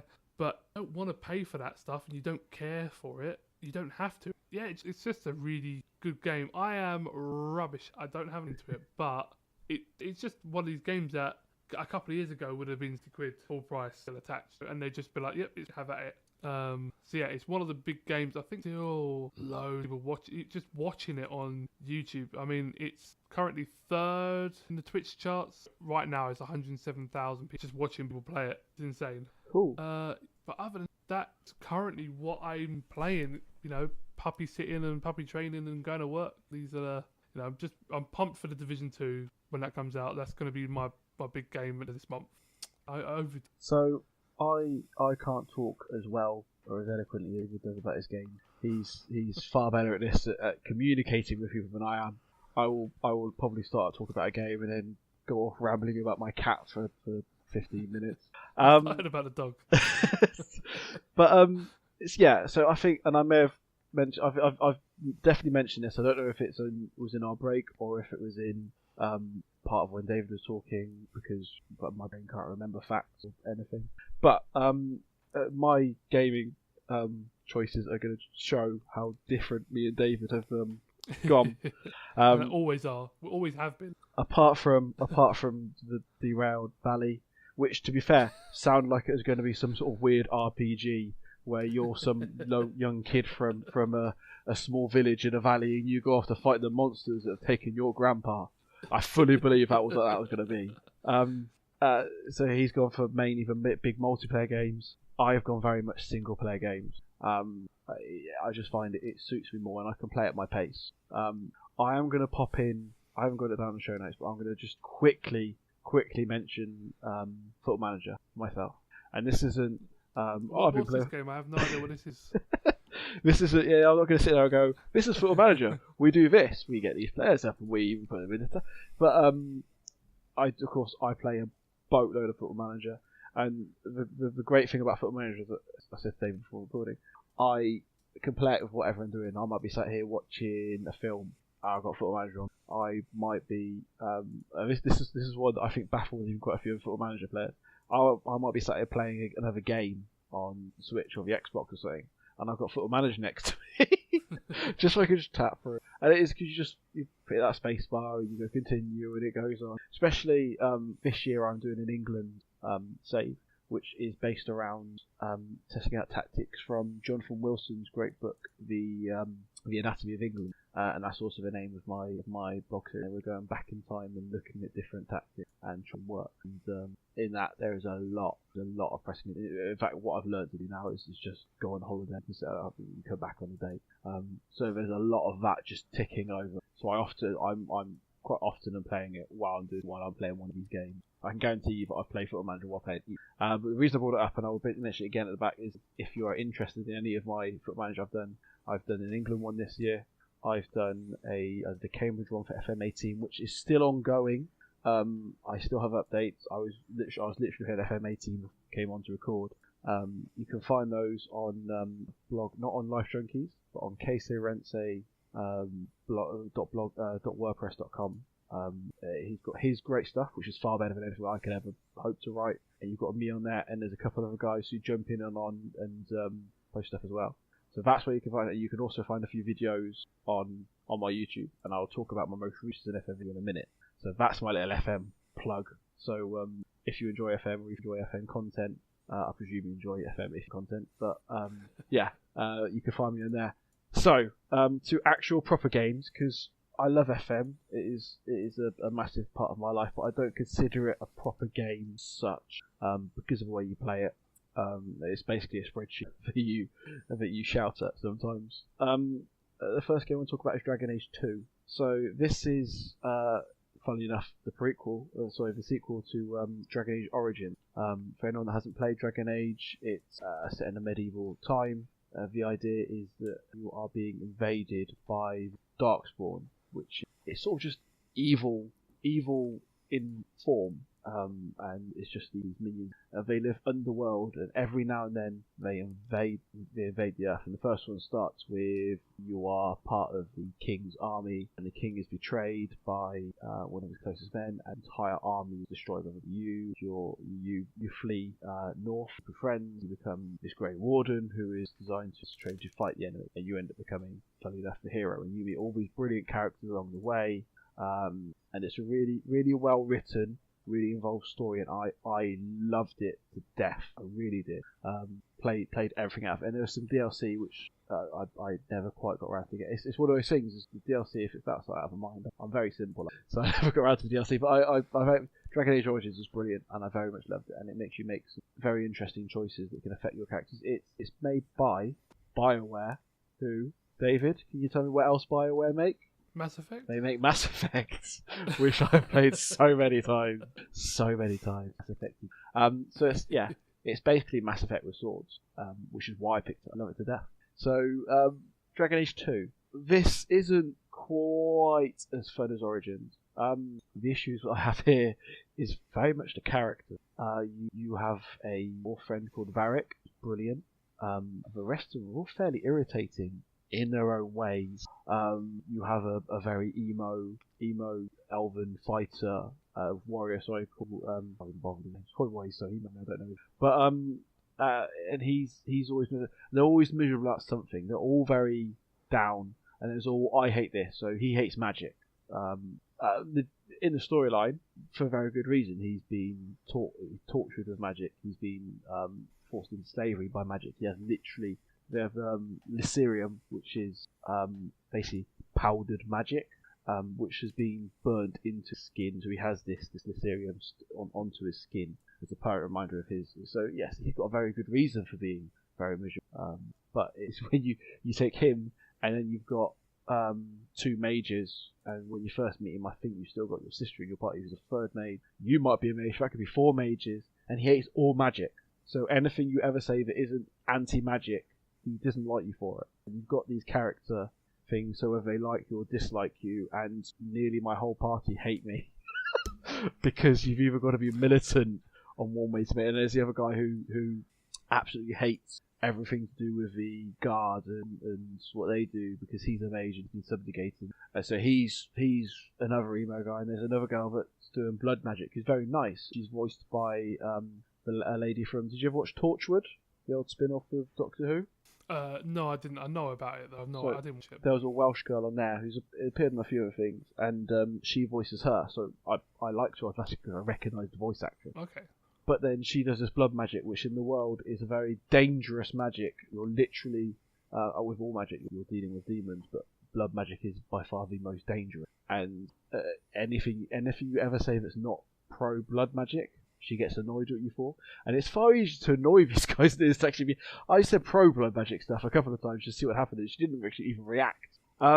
So it's the characters make the whole game a real drag. So apart from Varric, I don't really like any of them. Apart from your sister, who's again another really fun character, who about a third of the way through the game is taken away, and you don't get her until you might never get her if you make the wrong. Right. But if you make the right decision, again, guys, there's going to be spoilers. I'm going to talk about spoilers here. I can't not talk about these games without spoilers. But Dragon Age 2 has been out for a long time. I picked it up free from the Xbox, which is general free gold games. So you haven't really got to have not played it by now. If you're that worried about spoilers, you should have played it by now. Perfectly. And yeah, so it's one of those where the characters really ruin what is a really good game. However, the game mechanically is still really fun, and you start off actually at that first battle for Dragon Age Origins. You are a family from a village that is right next to the fighting, and you are fleeing. And you, your sister, your brother, and your mum. That's the point, actually, because it might not be the sister you keep with. She's a brilliant character. You've got a 50-50 chance, depending on who you choose to be at the start, that you lose her anyway. And then you meet up with two other soldiers that are from the fight, but they've been separated from the war, and they're just trying to survive. And then you guys band together and end up moving to somewhere on the completely other side of the world. You become refugees, and then you go to this brand new city, which is your heritage home. Your mum's from there, and you make your name there. That's the story, and it's the story of how you do it. And there's very little Darkspawn. The Darkspawn, which was the big bad guys from the first one, you fight them, but it's not about them because this is set in the time of peace. You escape it fast forward this time of peace after Darkspawn, and so it's not we are fighting this big scary Darkspawn. It's a different idea, and we now make our name as well, which they do very well. It's nice to have a different, because a lot of these games they tend to sort of rerun the material a bit, and they go, that it worked with Knight fights in this war, so let's make another war, shoehorn it into and have him fight in this war. But no, it gives it a different feel, and yeah, it's really good. It's classic RPG of you choose from your party, you can level up their skill and have them on there, and yeah, and everyone's got a little bit, and it's set over. It keeps having time skips. So you do a load of small jobs building up to one big mission, and then after that big mission, it's like 3 years later, and then you see the position you're in after that big mission and how that's affected your life, and then you get these fresh sets from everyone on there. And it's all told, Varric, who is again by far the best character on the whole thing, it's all told through his eyes. And I don't know what happens afterwards, but it leaves you on quite a big cliffhanger, because it doesn't. You find out who has been questioning Varric, but you don't find out what the plan is per se. But yeah, I think it's really fun, and I think the main characters are quite engaging. He reminded me a lot of the main character of Fallout 4. Again, one of my favourite aspects of Fallout 4. And I know people hate Fallout 4. It's panned by a lot of hardcore Fallout players. I might only like it because I haven't properly played 3 before. 4 was my first proper Fallout. I've got, and I currently own on this laptop Fallout 3 and New Vegas, and 1 and 2. But it's getting into playing, isn't it? And but yeah, 4 was my first proper Fallout that I got. The main characters though sync up a lot, where they've got that quite sarcastic side. They don't particularly take the bad guys seriously. I quite like. And I employ at work, which is why I don't get them. But yeah, that was Dragon Age 2. I don't know if you had a go on any of the games that I'm planning on. Further down the list. Further down the list. Is it Dragon Age 2 the one where the enemies remember you? Are you thinking you're thinking of Lord of the Rings, aren't you? Maybe. Lord of the Rings is one where or is it Dragon's Dogma? I haven't played Dragon's Dogma. I know there's definitely a Lord of the Rings game where any enemies that survive a fight with you will come back stronger and they will remember you. Yeah, I just thought it was. Yeah, I haven't really seen much. I know it exists, but it's not sort of games that I really go for. It's a really fun game. Yeah, another issue apart from the emo miserable character is the armor system. The only person that can properly upgrade the armors on is you. You can upgrade. I think it's your standard gloves, hat, body. No, I don't think you get legs. No, boots. You get boots. So there's 4 things you can upgrade. Your characters sort of seem to just upgrade themselves casually as you go through the storyline. So it takes away a bit of that RPG element, and you end up shoehorning yourself into a weapon, which you do in general in RPGs. You go, right, I'm going to push for a sword, but you've always got that ability to swap it with this. You can't really, and your characters, or this warrior only uses 2-handed, or this character has a sword and shield, or this character only uses this, and I feel it limits you quite a bit on that side of things. It's also after very quickly the jury starts to not really upgrade itself, so it's telling you that this is an upgrade on that, but it's exactly the same thing. So I don't know if that was some sort of bug that I had for a while, but after a while I stopped collecting any jewelry, so rings, necklaces and the like, because it wasn't upgrading at all. So for about half the game I didn't actually deal with any of it because it was the same. I was like, I'm swapping stuff out because it's telling me it's better, and it's exactly the same as what I'd swapped out this for before. Yeah. So it's one of those where like it's a really well written story, but mechanically some of the things they try to change from Origins just haven't quite clicked. Yeah. Of course, it's not a brand new game; it's quite an old. So this is what we do. Yeah. So they probably improved on it on Dragon Age 3 offers. I presume there's a Dragon Age floating about there, so as you can see I haven't done my research, so I don't know. The next game we'll talk about is a game that nearly anyone that has ever owned a gaming console or even looked at one has probably played, is Skyrim. This game, older than time itself, isn't it? This is a game I played 3 years ago first, and I had it on the 360. And then for Christmas, not this year, so last Christmas, I got it again on the Xbox One. So when I finished Fallout 4, which is a very long, exhaustive, I put 18 days worth of gameplay into it, which, like, for you playing your Sea of Thieves is probably nothing, but is not normal for a single player game, for me at least anyway. Mass Effect and Football Manager notwithstanding, but yeah. So after that, of course, I thought, oh, what do you do to cleanse your palate after playing a game that is massively open world and you can literally get lost in? And I've gone through in every single little side quest that I can find. I go and play another one made by the exact same studios. So I delved headfirst into the Xbox One Skyrim, which is, bar maybe a few graphical tweaks, pretty much exactly the same, I feel. Luckily, I don't need to completely complete this, because I did that on the 360. Although they've given me a whole other set of achievements I can do if I fancy it. But as I spent a good 2 weeks searching for a legendary dragon for that last achievement, it's not something I'm going to be doing. I'm being serious. I finished the game. I finished all the side quests and I still couldn't find a legendary dragon for that last achievement, because it only pops out when you level 9. So I spent at least a week killing, it's not a cheat, like a hack, so to speak, where you fight the Greybeard and try and kill them, which they are, I think, nearly impossible to kill. And you'll walk out and you walk in, they reset or something like this. And I spent ages just doing this over and over and over again to get my level up high enough so the legendary dragon would appear. And even then, you had to go around all the dragon shrines. Yeah, it's taken a toll on my life, and you can tell the pain. Just no. So yeah. So I'm not doing all that again. So I've delved into it with these long games. After putting 18 days worth into Fallout 4, I'm not now going to load at Fallout 4 ever again. Not because I don't enjoy it, but because that is a lot of time to put into a game, and it's one of those where I've got other stuff I want to play. I was going to say need to play, I'm being forced. Someone's got a gun to play. Mike, you need to play Superman.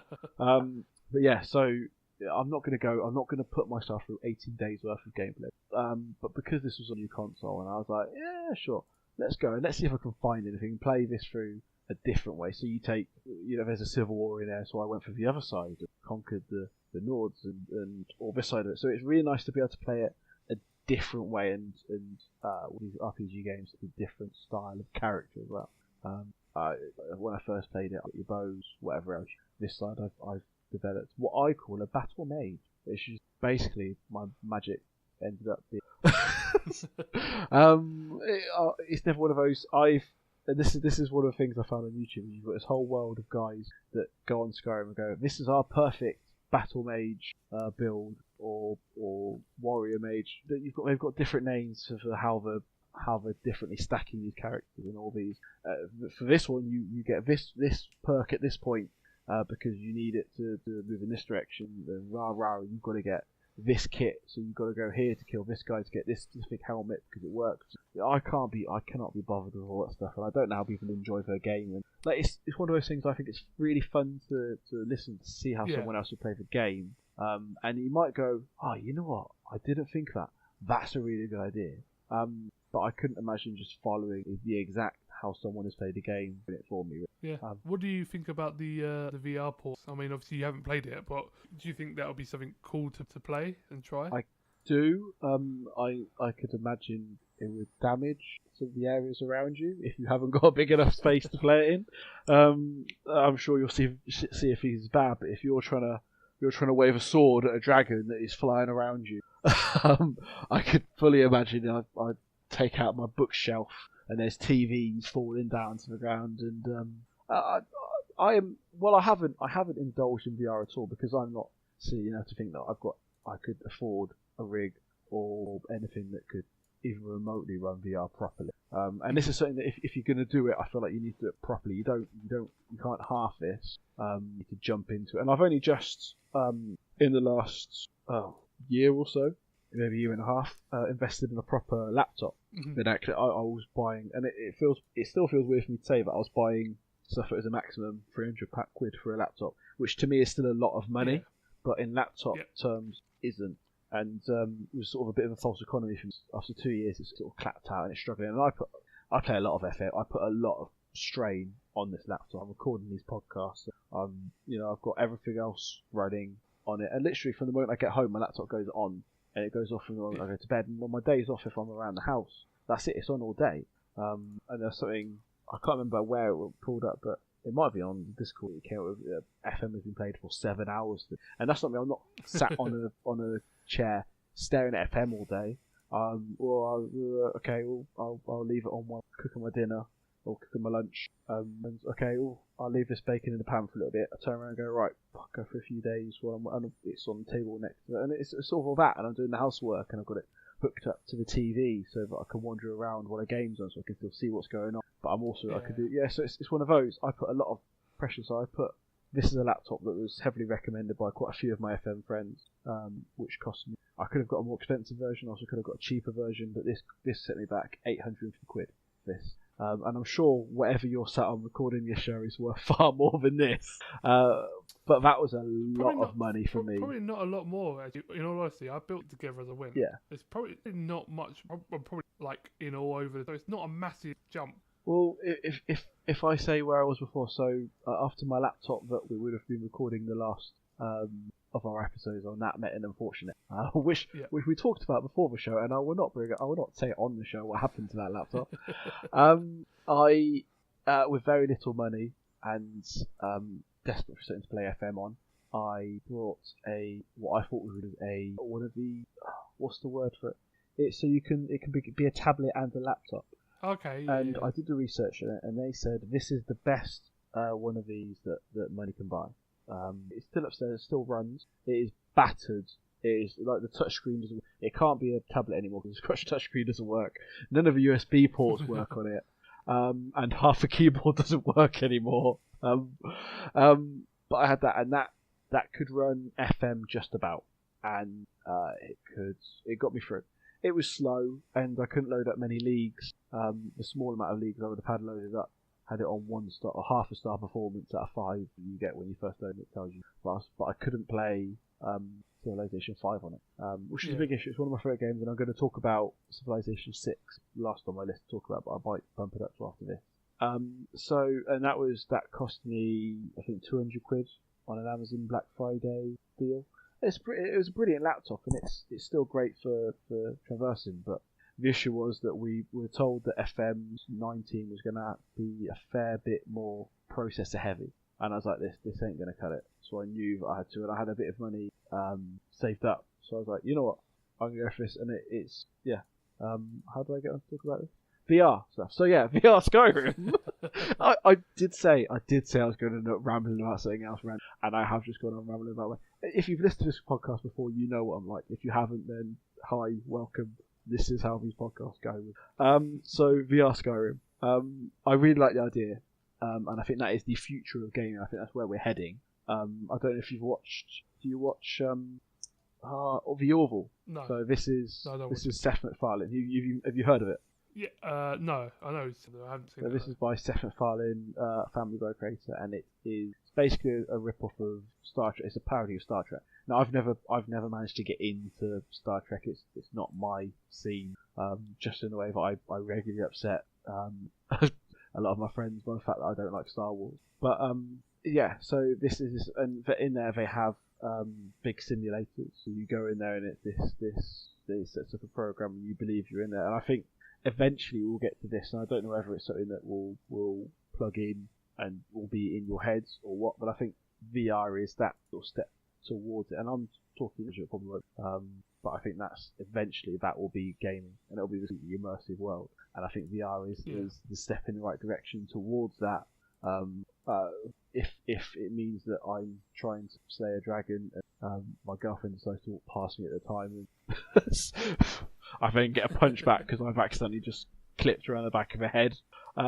So be it. I'll take the lumps and bruises that I get for it. But yeah, no, I think it's a great idea. But I've jumped in. Going the other way though, they've even downgraded it to put it on the Switch, and I very, very nearly brought it a third time. I say brought it a second. owned it at first.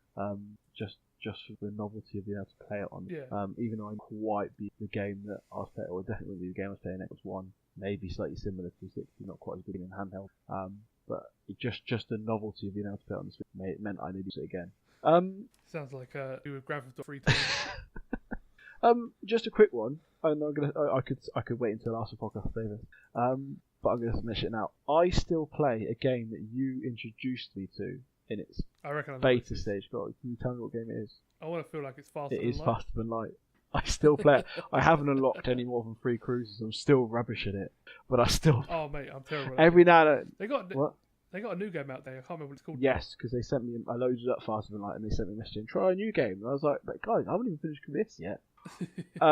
Yeah, I'm still rubbish at it, but every now and then I get the urge and I go, I'm gonna faster than light. And if you haven't played faster than light, it's like a space-faring game. Well, I've mentioned Star Trek and stuff like that. It's a space-faring game, so you've got your ship. Mine is normally called the Normandy. If you know, you know. And yeah, so you've got your guys, and it's like a space down. So you've got, this person is this little character, and you send people to certain rooms, and you get bonuses for people being in the weapon or the engine room or whatever. And you go through different scenarios, and you've got to fight other ships or make pieces of other ships or work out the best route. It's a really fun, really playable game, which I would recommend gamers of all colours to give a go. If me and David can agree on a game, then you're probably going to enjoy that game. Yeah, I remember I showed it to when we went to the first Eurogamer. That's when I showed it to you. Yeah, we're around your house playing it. Yeah, and you was on my laptop. You're like, "Oh, this is great," and then we're like, I don't know, we went for dinner or something, and you're like, "Can I play that again?" I'm like, yeah. I remember you were sat there, sat there playing hammering F1 it. because I was so bad that you didn't want to play with me anymore, and I was just sat there playing faster than light. So I'm going to jump into Civ 6 next then, Okay. because I thought the other game or games I'm going to talk about probably will warrant a better discussion, and you'll probably be able to join them as well. So we'll go for Civ 6 first. Okay. Have you played any Civ 6 before we go on? No, I believe I own it. I got it through a humble bundle, but I haven't actually loaded it. Last one, 5, what? Vanilla 5 or 5 with any of the add-ons? it might have been the add-on. So I'm just with trying to Gods look and now. Kings, that side of it. Possible. So Civ, I was first introduced by an ex-partner to Civ 4, I believe was my first Civ, and that was really good. And me and her used to play it, and Civ 5 came out, and that was a day one purchase. And as the internet was back in the day, I was at this is a completely different girlfriend's now, at her student house, and I remember sort of I had to leave my laptop all day for it to download Civ 5, and this was the vanilla game on day one, and that was my big game. This was before I properly got into Football Manager. Civ was my laptop game of choice. Again, very similar. I would sit there with some TV, and it's just on my lap, ticking over. I've got a love for marathon games. My games take forever. I get a very few games compared to a lot of people, but I get a lot of playtime out of it. And Okay, so sorry, just to answer your question, I own Civ 5 with everything. with everything, you still own that. With everything. You still own that. I still own it, yeah. So I have Civ 5 with everything on my laptop. So maybe we'll get a few game nights out of it. Quite cool. Last time I played Civ 5, it took 4 hours or something. Oh, stupid mate. like that. Ridiculous. Honestly, my Civ games they literally, with the amount I play it, they take months. I'm currently playing with a mate of mine, and we're playing on standard. And we've had 2 sessions, 2 nights. So, and this is all night. This is a good 4 or 5 hours we've played each one. We've only just got to Renaissance era, and that's on standard games. I play on marathon, and that's Like I said, I do own 6. I do have the code for it. Just haven't- yeah. But I've got But, you know, they've installed it. released 2 big DLCs now. If you haven't got the DLCs, it doesn't match up properly, and I'll be trying to do things that I'm going, I can't. And Civ 5 is a great game anyway. This is the real great thing about this baby, because as I said earlier, my last laptop couldn't handle Civ. And I went like my ex-partner, we played Civ. Like, she wasn't a big gamer, but she loved Civ, and we went on a holiday to Malia, which is a big clubbing town. We only went to Malia because it was the cheapest holiday we could find. We went clubbing for 2 nights. The second night, we almost ended up in the middle of a stabbing, and we're like, yeah, we're not doing that again. Probably we were stuck in a hotel. We had some mentals next to us. Honestly, literally, they'd had a kid together, I think. They'd split up. He ended up going to prison. Also, the day he got out of prison, she moved back with her mum, saying, "Oh, I never want to do you again." The day he got out of prison, he went and brought tickets to Malia for the two of them. Went to her and went, "I've got these tickets," and she went, "Yeah, sure, let's go." And that was it. They're absolutely nutters.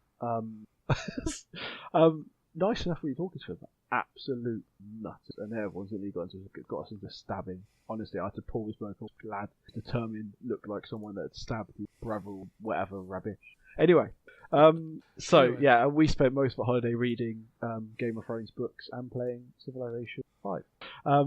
Nice. I smashed it on that machine, and that machine met its end. And my little convertible thing couldn't handle it. Not even on its lowest setting could handle it. And I thought about, because the Civ 4 that I played before was X years ago, because these games have, a 10 plus year shelf life on them. And so yeah, she's long gone. So I felt I was tempted to buy Civ 4, which was still at that time very expensive, probably still very expensive. I think like full game expensive. These games last. They put the work in, the quality in, they're worth it. So yeah, you don't get one every year. No, it's not. This isn't Call of Duty. Where you have to keep up with the cool kids. You have to buy it again a year later. These are one of a few games. These and FM always value for money. But yeah, and that was a dark time. But my old laptop can never handle it playing at a proper level. I couldn't play on big maps with a load of civs, because my old laptop, it'd be right at the start, and then as you get to the point where you uncover enough of a map, and suddenly and it's I found that to my detriment my first game, because of course me going marathon, largest map possible, brilliant, and then I was storming it. I was on the easiest difficulty, of course, but and that sort of petered out, and I had to actually pretty much throw that save away. So this new baby can handle everything properly. I'm playing large maps, marathon games, and with barely a judder, and it's brilliant. So I haven't talked much about Civ 6. So I was a bit off put. I got this very early on. I didn't have it day one, because I didn't know it was released. About to release on day one. But the art style is a bit different. It's a bit more cartoony, and I get what they're trying to do. They've tried to make it so you'll know how these games work. So you've got your fog of war, which is where you haven't been, you can't see, and then as you go and explore, you've got your visual radius. So that's where you can see what's going on. And when you've seen somewhere, you've moved away. So when it's out of your visual radius, you have your sort of last view, basically, of it. So it might have been. It will still tell you where barbarian camps jump up, but in general, that stays as it is until you've gone back there, and you expand your radius as you put cities out, or have trade, or make allies in the game, all these sort of things. So they've done the reason they've made graphics a bit more cartoony this time compared to more realistic graphics 5 is simply so that as you move back away, and this is what I feel, and there might be other reasons to it, more complex reasons, actual adult reasons, but the way as you move away, it looks far more like a map drawn by like a classic map. Right, okay. Proper cartographers thing, and so it's one of those. It was a bit jarring at first because I was using the proper, more realistic graphics 5. And it was so jarring that Barlow, who I played a lot of Civ with, he was out. And this is because it's funny. I got really, really into Civ 5 literally just before it came out. And it was me and him. Me and him was smashing it. He'd come around here, just like back in the days of us doing the podcast. He'd come around here. We'd have a few drinks, had around the laptop, and then we'd go out to town. Like we're lads. Like we weren't 30 years old and tired. So. Yeah, but as soon as I loaded up Civ 6, as soon as you saw it, it was like, now out. And he's never played it with me. Never. Simply because of those graphics. And I found it very hard to adjust at the start. And I played it, I started a campaign up, messed around with it, and went, yeah, I know I'm done. And I went back to Civ 5 for it. And it was only my friend that I'm playing against now got in touch with, like, Mike, we've got talk about Civ, and he was like, would you fancy a game? And I was, yeah, sure. And I realised that they brought out another DLC and stuff I had to buy. So I brought all that. I was like, you know what, I'm gonna make the effort because I know I love the games. And so I got into it, made the effort, bought the stuff, and we didn't play much because he'd been playing it for a little while and I hadn't. So I had no idea what I was doing. Any of the stuff. They've completely changed the mechanics of how it works, of building your cities up. Stuff that you used to build inside your city, you now have to build outside. build would work in a different way, and so forth and so other. So yeah, so it took a lot to get through. So that game ended peaking out while I went away to practice. And this is where I found Civilization, and I found one guy in particular who is the Saxy Gamer, who does some brilliant YouTube videos. And I was actually listening to his QA just the other week. And this year, well, not this year, last year was his growth year. He said he entered the year with about 300 subscribers, and he'd been doing it for a few years leading up to that. He left the year with 11,000 subscribers because he just had obviously Civ had that boost in popularity. He did a few how to play. He's got really good. He has the video on each leader in the game, and then he gives them scores depending on how you want to play. And so he's really really good. If you enjoy Civ, or if you have looked at Civ and then given it a go and found it a bit hard and want to get better at Civ, give him a follow, and you won't regret it because his stuff is brilliant, and he's got all the stuff on the new is it Gathering Storm? I had it up and I thought, oh, I'll remember what that is, and I'm pretty sure it's Gathering Storm is the new DLC, and he's got all the stuff on the new leaders and all this, and it's actually my most recent bout with it is from my HO101 podcast, talking about one of, for me, the most interesting empires, which is the Solomon. And of course, Civ is based around empires. All the leaders from it are these guys that built up these empires that a lot of us don't even realise existed. You look at the map today, you don't think that there was the Polish Empire, who were one of the most formidable forces in Europe in their day, or the Hungarian Empire. And obviously, you don't realise that Solomon Empire, which is certainly viewed as probably quite middle-aged, would you say? Maybe, yeah. Probably just a little bit late. They existed up until after World War One, and this is something that really surprised me when I hit photo. They lasted for probably 600 years. By the time of World War One, they were creaking, about to implode. World War One broke the camel's back, but it's so recent. This big historic empire was stood around, and they just completely, literally, pretty much overnight, they disappeared. And Turkey distanced themselves very heavily from the empire for some very serious reasons. It was just about the podcast about they happened to release the Ottoman Empire in the new DLC. I was like, well, I'm definitely getting that now, aren't I? So my first save on the new DLC has been I've gone from playing as Robert the Bruce to playing as Solomon at the moment, and really enjoying it. And yeah, me and my friend have started this save at. Well, I know he's going to beat me because I know he plays a high difficulty with me. But for me, it's a nice challenge and something different to play against.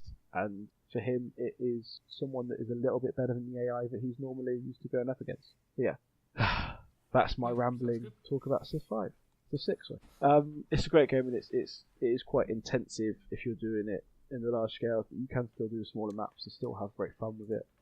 Used to do it a lot on the quicker game mode, quite happily clicking.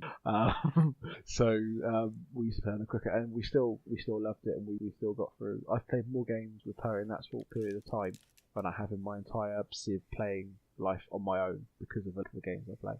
Yeah, check it out. So, lastly, I have Pokemon Let's Go and Sonic Mason's out. Really, what I want this to be is a general talk about the Switch. Now, I presume this is where we're going to jump in a bit. And I know Sonic Mania isn't a Switch exclusive, but that's what I play. Talk about it. Where do you jump in with one of these? Should we jump in one of these games, or should we talk about the Switch as a whole? Because I'm going to talk about other games as well. Yeah, okay. So, I mean, give you a quick overview. I've only had this, because we wanted something to play, we generally together each. So, it's one of those nice devices. I've only played it one of a telly. It feels like, when someone might just sat there on their phone, it's not that interesting. This really well. When we were doing the podcast before and they announced the Wii U, which I never owned. I've gone straight from the Wii straight to the Switch, which I think the majority of people have a Wii Bomb. This is exactly what the Wii U claimed to be, and this is why I remember getting really, really excited on a podcast with you and a few of the other guys, and you guys are like this, and I wrote a very happy blog. I have a Wii U. Oh, this is the future. This is what I saw. It was this console where you could just take what you're playing off and go, okay, we'll watch some Luther together or some Mad Men, and I'm going to carry on playing this proper game here that I can't. And it's more exciting for me because at the time I didn't have a laptop that could have ran these. So to have something that I could hold in my hand that can run proper games for me was really exciting. And there's obviously it's taken them until the Switch to actually get it to work properly. But yeah, I think it's amazing.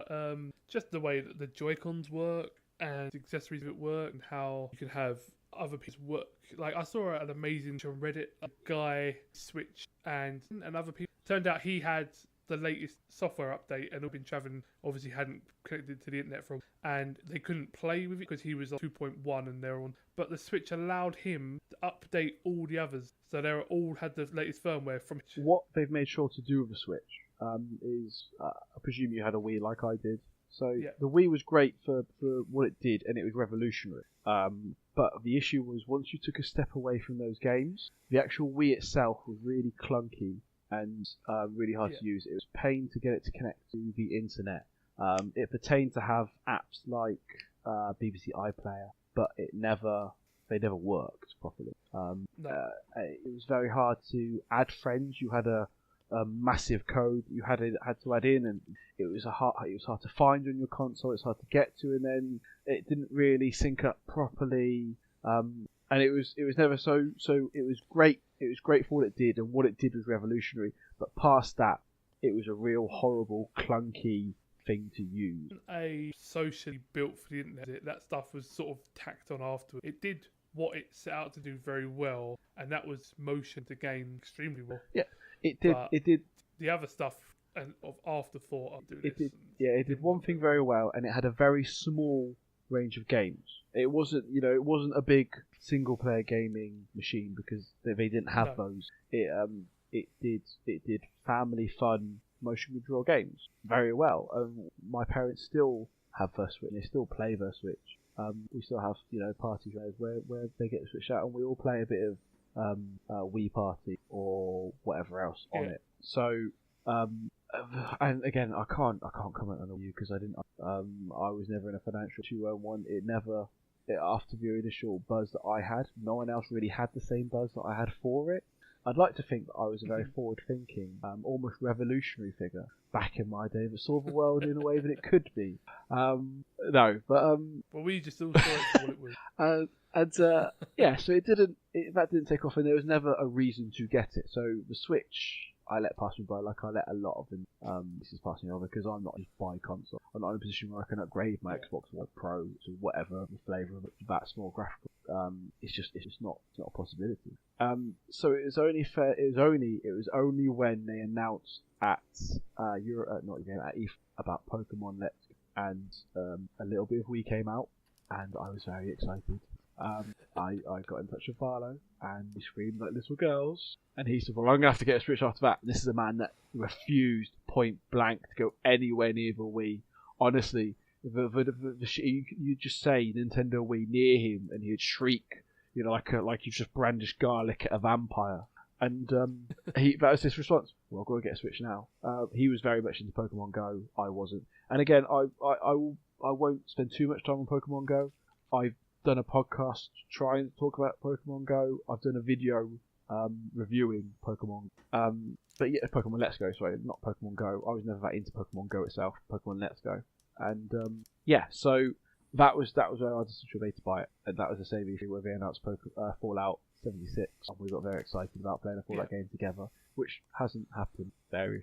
And so we were very excited, and I was on holiday, and just after that, and my partner found this.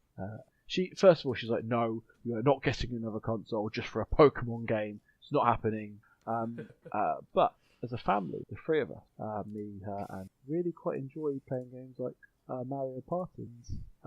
Yeah, I was going to ask you about because I was looking at that today because I really want like resort for it, something like that. So is Mario Party good? It is. The issue of Mario Party is it has 4 stages. Have you played Mario Parties before? Yes. So you are familiar. This is forget the podcast for it. We're gonna have a conversation. Me and David are gonna talk about this. So you played. What have you played? Because I played 8 and 9 before the new release. It must have been whatever the earlier one on the Wii. That's 8. That's all. So that's the one where you're on a board and you're free to go where you want around the place. Yeah. And then 9 was the one where we stuck you all in a cart together and you took turns in being in the lead. I did play We that have one. both because we love it very much. And more importantly for us, my daughter can access it, and she loves it very much. And this is a game that she has grown up with. This is one of those things.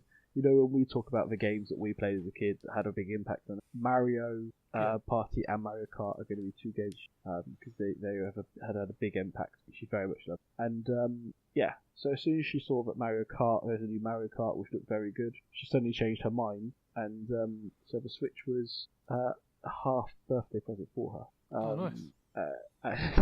Just so happens we bought it at a time of just before a period of financial instability for us.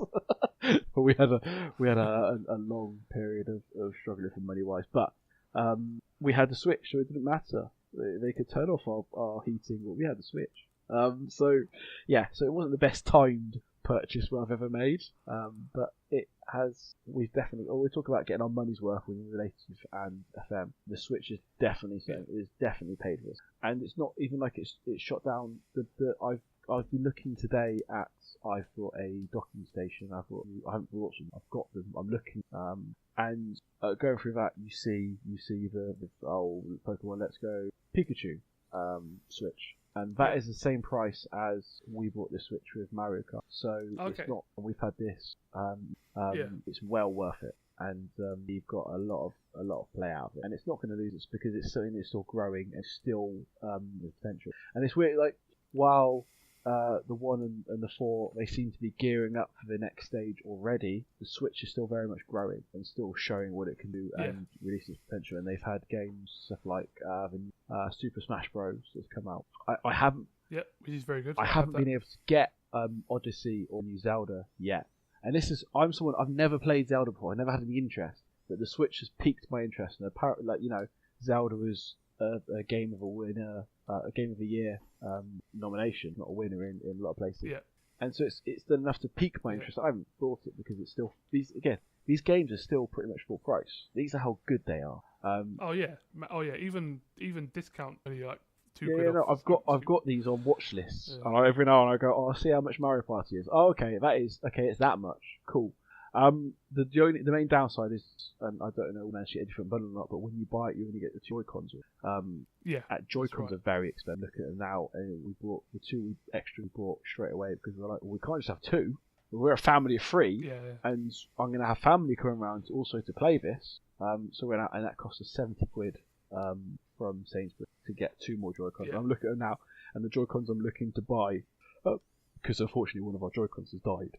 And that's very odd for us, and we need more Joy-Cons anyway. I'm looking at £65 for another 2. So that is the big issue, that these Joy-Cons, and these Joy-Cons are depending on the game you're playing, but in general, each Joy-Con, so each set will give you 2 people. That's 1 person play it like that. Yeah, that's right. So and then you can bring them together. And again, I don't know how you've been playing it. I guess it's different because it's mainly when I'm playing Mario Kart, but when I'm using 2 Joy-Cons at the same time, I don't slot them into my little controller.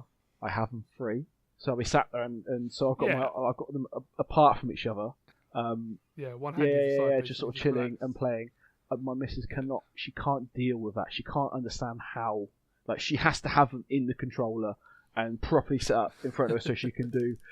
Maybe it's because she's a fairly recent entrant into gaming, and she's not. She loves the Telltale Walking Dead game and Switch games, but she's not a hardcore gamer. Whereas I've been doing Mega Drive times, so maybe it's just I'm more used to it and I can chill. But that's how I play. And obviously, it seems like to be the same way you play. But I mean, I've only played it docked a couple of times. I normally play it in handheld, so when I do play it in handheld, they're obviously in the side of the screen, and I'm doing it that way. But the couple of times I've on docked to the TV, I haven't even used the little grip that you put it in. That's just in the drawer. I just use them free. Well, this is they're going about, and as I did a lot of videos before I bought the Switch. Should I buy the Switch? Is it worth it? What are you getting from it? And one of the things was, one of the downsides is the Pro Controller is so expensive. And I was like, I have no need for a Pro Controller. That's not, and I've checked out a few Pro Controllers, and you're looking at still 30 or quid for one. But I have no need for it. I'm quite happy having these controllers either side of me. And I guess if I wanted to pick up Fortnite on it, properly, then maybe then I'd want it together. Or if I was doing, even if I bought Skyrim or something like that, I haven't got that big single player game where I've got to be on the ball with it. So maybe that's where I'd make the jump. But no, it's I think the Pro Controller is for my need extravagance, not needed. Yeah. The only I don't know. Have you looked at Overcooked 2 yet? Don't. Overcooked. I So that's one I would. I can't. I don't know. I think we've got one, and we downloaded that straight onto the Switch. Such a good, just such a good fun. Like just shouting at each other. I need some It will tomatoes. make you want to murder the people closest. So Mario Party, yes. The issue of Mario Party is that it's only got the 4 maps. So what they bring in is a 2-player mode. Is a team mode. So you've got your 4 people, split into 2 teams of 2, and this adds a certain level of tactics to it. And so it's like, right, I'll go this way, you go that way to get that and to get a star, because the star has a base. Okay. So I think it's Toadette comes down. I've got the star. Get to me with enough coins, it can be your star, and that's how it works. So you've got to get there. You've got to make decisions. You both go, because if you both go and you both land on the spot, then you get that. Then you get 2 stars instead of just a 1. However, it's not always that easy to land on the spot, and you can have rolls where you've got the moves to get there, but you have to use all your movements up, and the only square that activate finish on. And so you could be stood right next to her. You just need that 1 move to get there, but you roll 2, and you're never going to be able to land on it. So that's the risk you're taking, and it can be infuriating at times, but it's very good fun. They take a long time. I'd say book yourself in for at least an hour on a game, just to properly on a map, properly get into it on team. So they're really good, and it's another. Every edition they seem to try to create a new way to play Mario Party, but it's only got this format, and they are repeated across team, no player. So you play them slightly differently depending on which one. They both have single player is very much on the rails.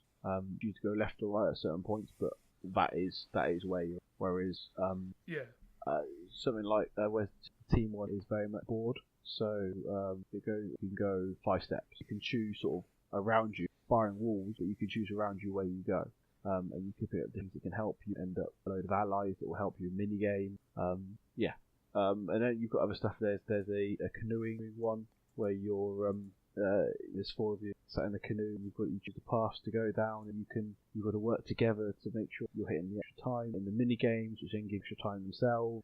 There's all different kinds of mini games. You go from the team mini games to solo mini games to the duo mini games, all 4 together mini games, and all these different ways of playing. So it's really good. Everything about it is really, really good. It just needs some more levels to play the proper party mode on. And you've got a rhythm map where you do a rhythm, so you've got to do stuff in time to the beat at the right time. And there's right at the back you unlock it. You can it's like a storyboat. So you go for it, and you go right. This minigame, you've got to beat this minigame to move forward, and then beat this minigame to move forward.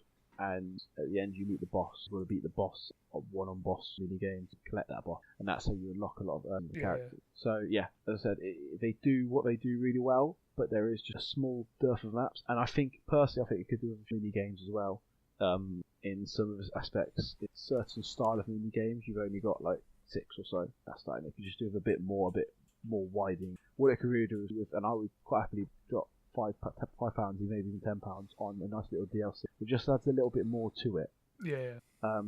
So I'd say if it's a party game that you're looking for, it's not Wii Sports or Wii Sports Resort. It's not that sort of thing. It's very much like the old Mario Party mini games. But I'll get it. But we've certainly got to play out of it. Sounds good. And again, it's one of those same as Mario Kart that sort of give it to her. She can now play on her own quite happily. Playing her, and she is becoming quite the little gamer. She really is. And I say that she has had she'll come down and watch me play Dragon Gage. Oh, okay. So anyway, I may have just read something that means I need to speed up some. Do you want to talk? Do you want to quickly talk about something you've played on the Switch or things I played Let's Go and Super Smash Bros, which is really good. It's really been my first foray into Smash Bros, but I like it. I enjoy it. I just prefer games nowadays that everything's unlocked to start with, and I can play it how I want. This is one of those where you get 10 or so characters, and then unlock it as you play, which is fine. But I prefer a mode where you just have everything there ready to roll and just play versus, and then the single player for unlocking. But that's just my preference. Other than that, it's a good game. We rebrought Stardew Valley because I knew my partner would love that. And she's sucked loads of hours out of her life that she loves. It's a bit like Half, very similar sort of style. If you haven't played it, it's fairly cheap and it's well worth a look. That's pretty much it. Just those couple that like I said, we've only had it since Christmas. I really want to either get Odyssey or Zelda. I think I'll probably plump to Odyssey more because I haven't really played any of the other Zeldas. And obviously today they've announced new Pokemon, haven't they? Sword and Shield. I haven't seen much about it. I've seen a few videos come up that want to talk about it. Apparently it's set in the UK, but yeah, I've seen is the I haven't trailer. seen that yet. So that'll be on the list for the end of the. So yeah, but wonderful. I love it. You could purchase so I far. will quickly run through some of the other games I've got on it. I've got Lovers in a Dangerous Space-Time, which is a really interesting game, and I'd advise you to have a look at it on your store. I don't know how much it is right now. I managed to get it in a sale, but it's a bit similar to Faster Than Light. It's fairly similar concept. So you've got a different room, and it's a slightly different one because instead of going right, I send Mike to that room and he stays there. You've actually got to run around your ship yourself, and you've got like a booster pack. You get around, you unlock weapons and stuff like that. And yeah, so someone will be sat in the engine room and they'll push you. You've got to go explore these galaxies yourself and fight enemies that come in. And there'll be someone in the shield room and you've got a little shield that you can whiz around your ship. You've got 4 main guns, those are your little guns, and so you can have 4 people, and then it's up to 4 players. So you've really got to sort of pick and choose where you are and who's going where. And there's a special big gun which sort of whizzes around. You've got to make sure to get the best enemy set off at the right start because you hit it and it goes, and then it's done and it's got to reload again. So you've got all these different aspects of it, and you can play it single player. If you play it single player, you get a little pet that you can send the pet to wherever you want the pet to go, and the pet will then go. And I've got my little cat pet that is shooting the enemies. But it's the real gem of it, and I haven't been properly been able to delve into it. And that side of it is multiple. And so that is something I'd recommend. I've got Sonic Mania, which I have completed, and I've brought Sonic Mania Plus, and it is proper old school Sonic fun. Like, this is the Sonic game that they failed to make, and this is the one that was independently made. Yeah, I played a little bit this my partner's brother's Switch. He did Holiday with us last year, and I played the first. Yeah, it's really good. So good.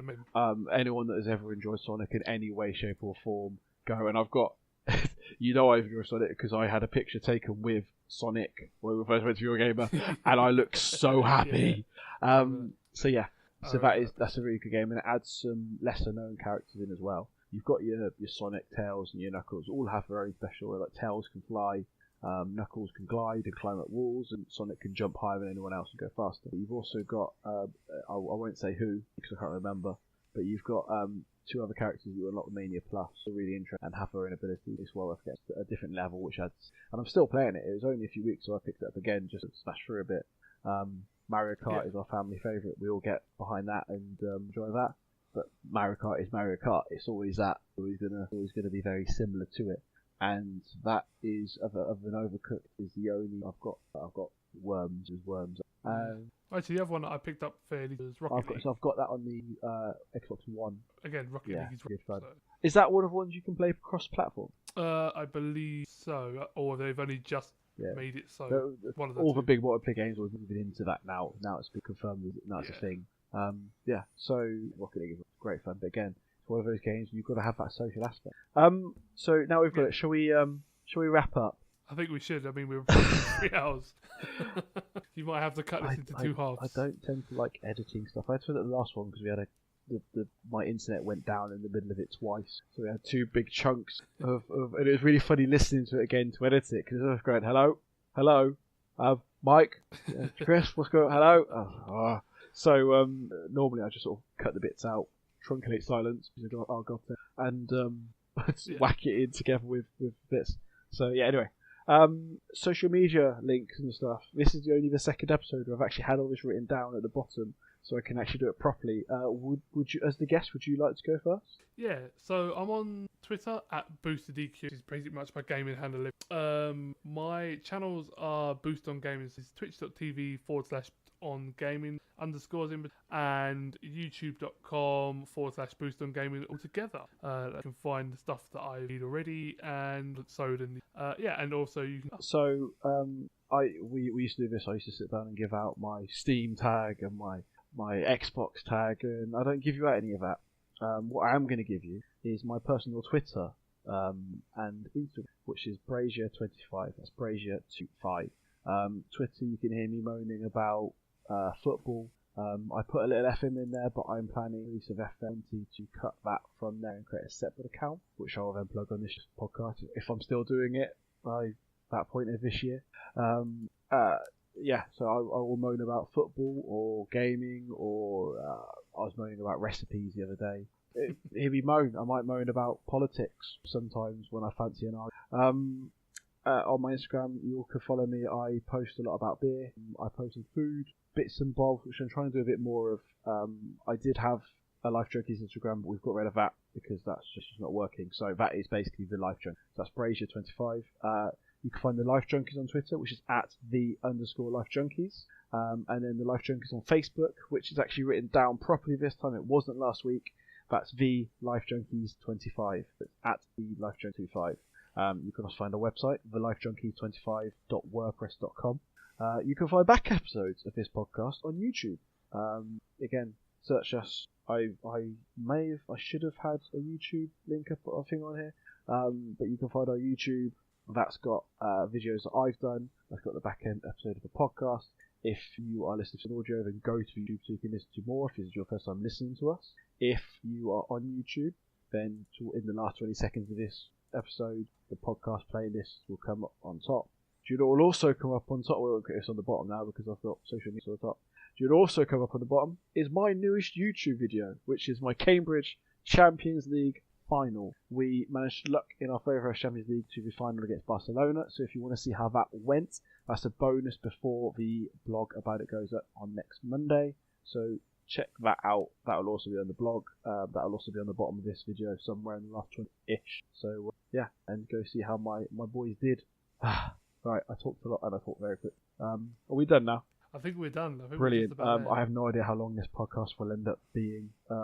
It has been a long, and it probably could have been longer as well. So yeah, it could have been much longer. So anyway, it's been a pleasure having you on again, David.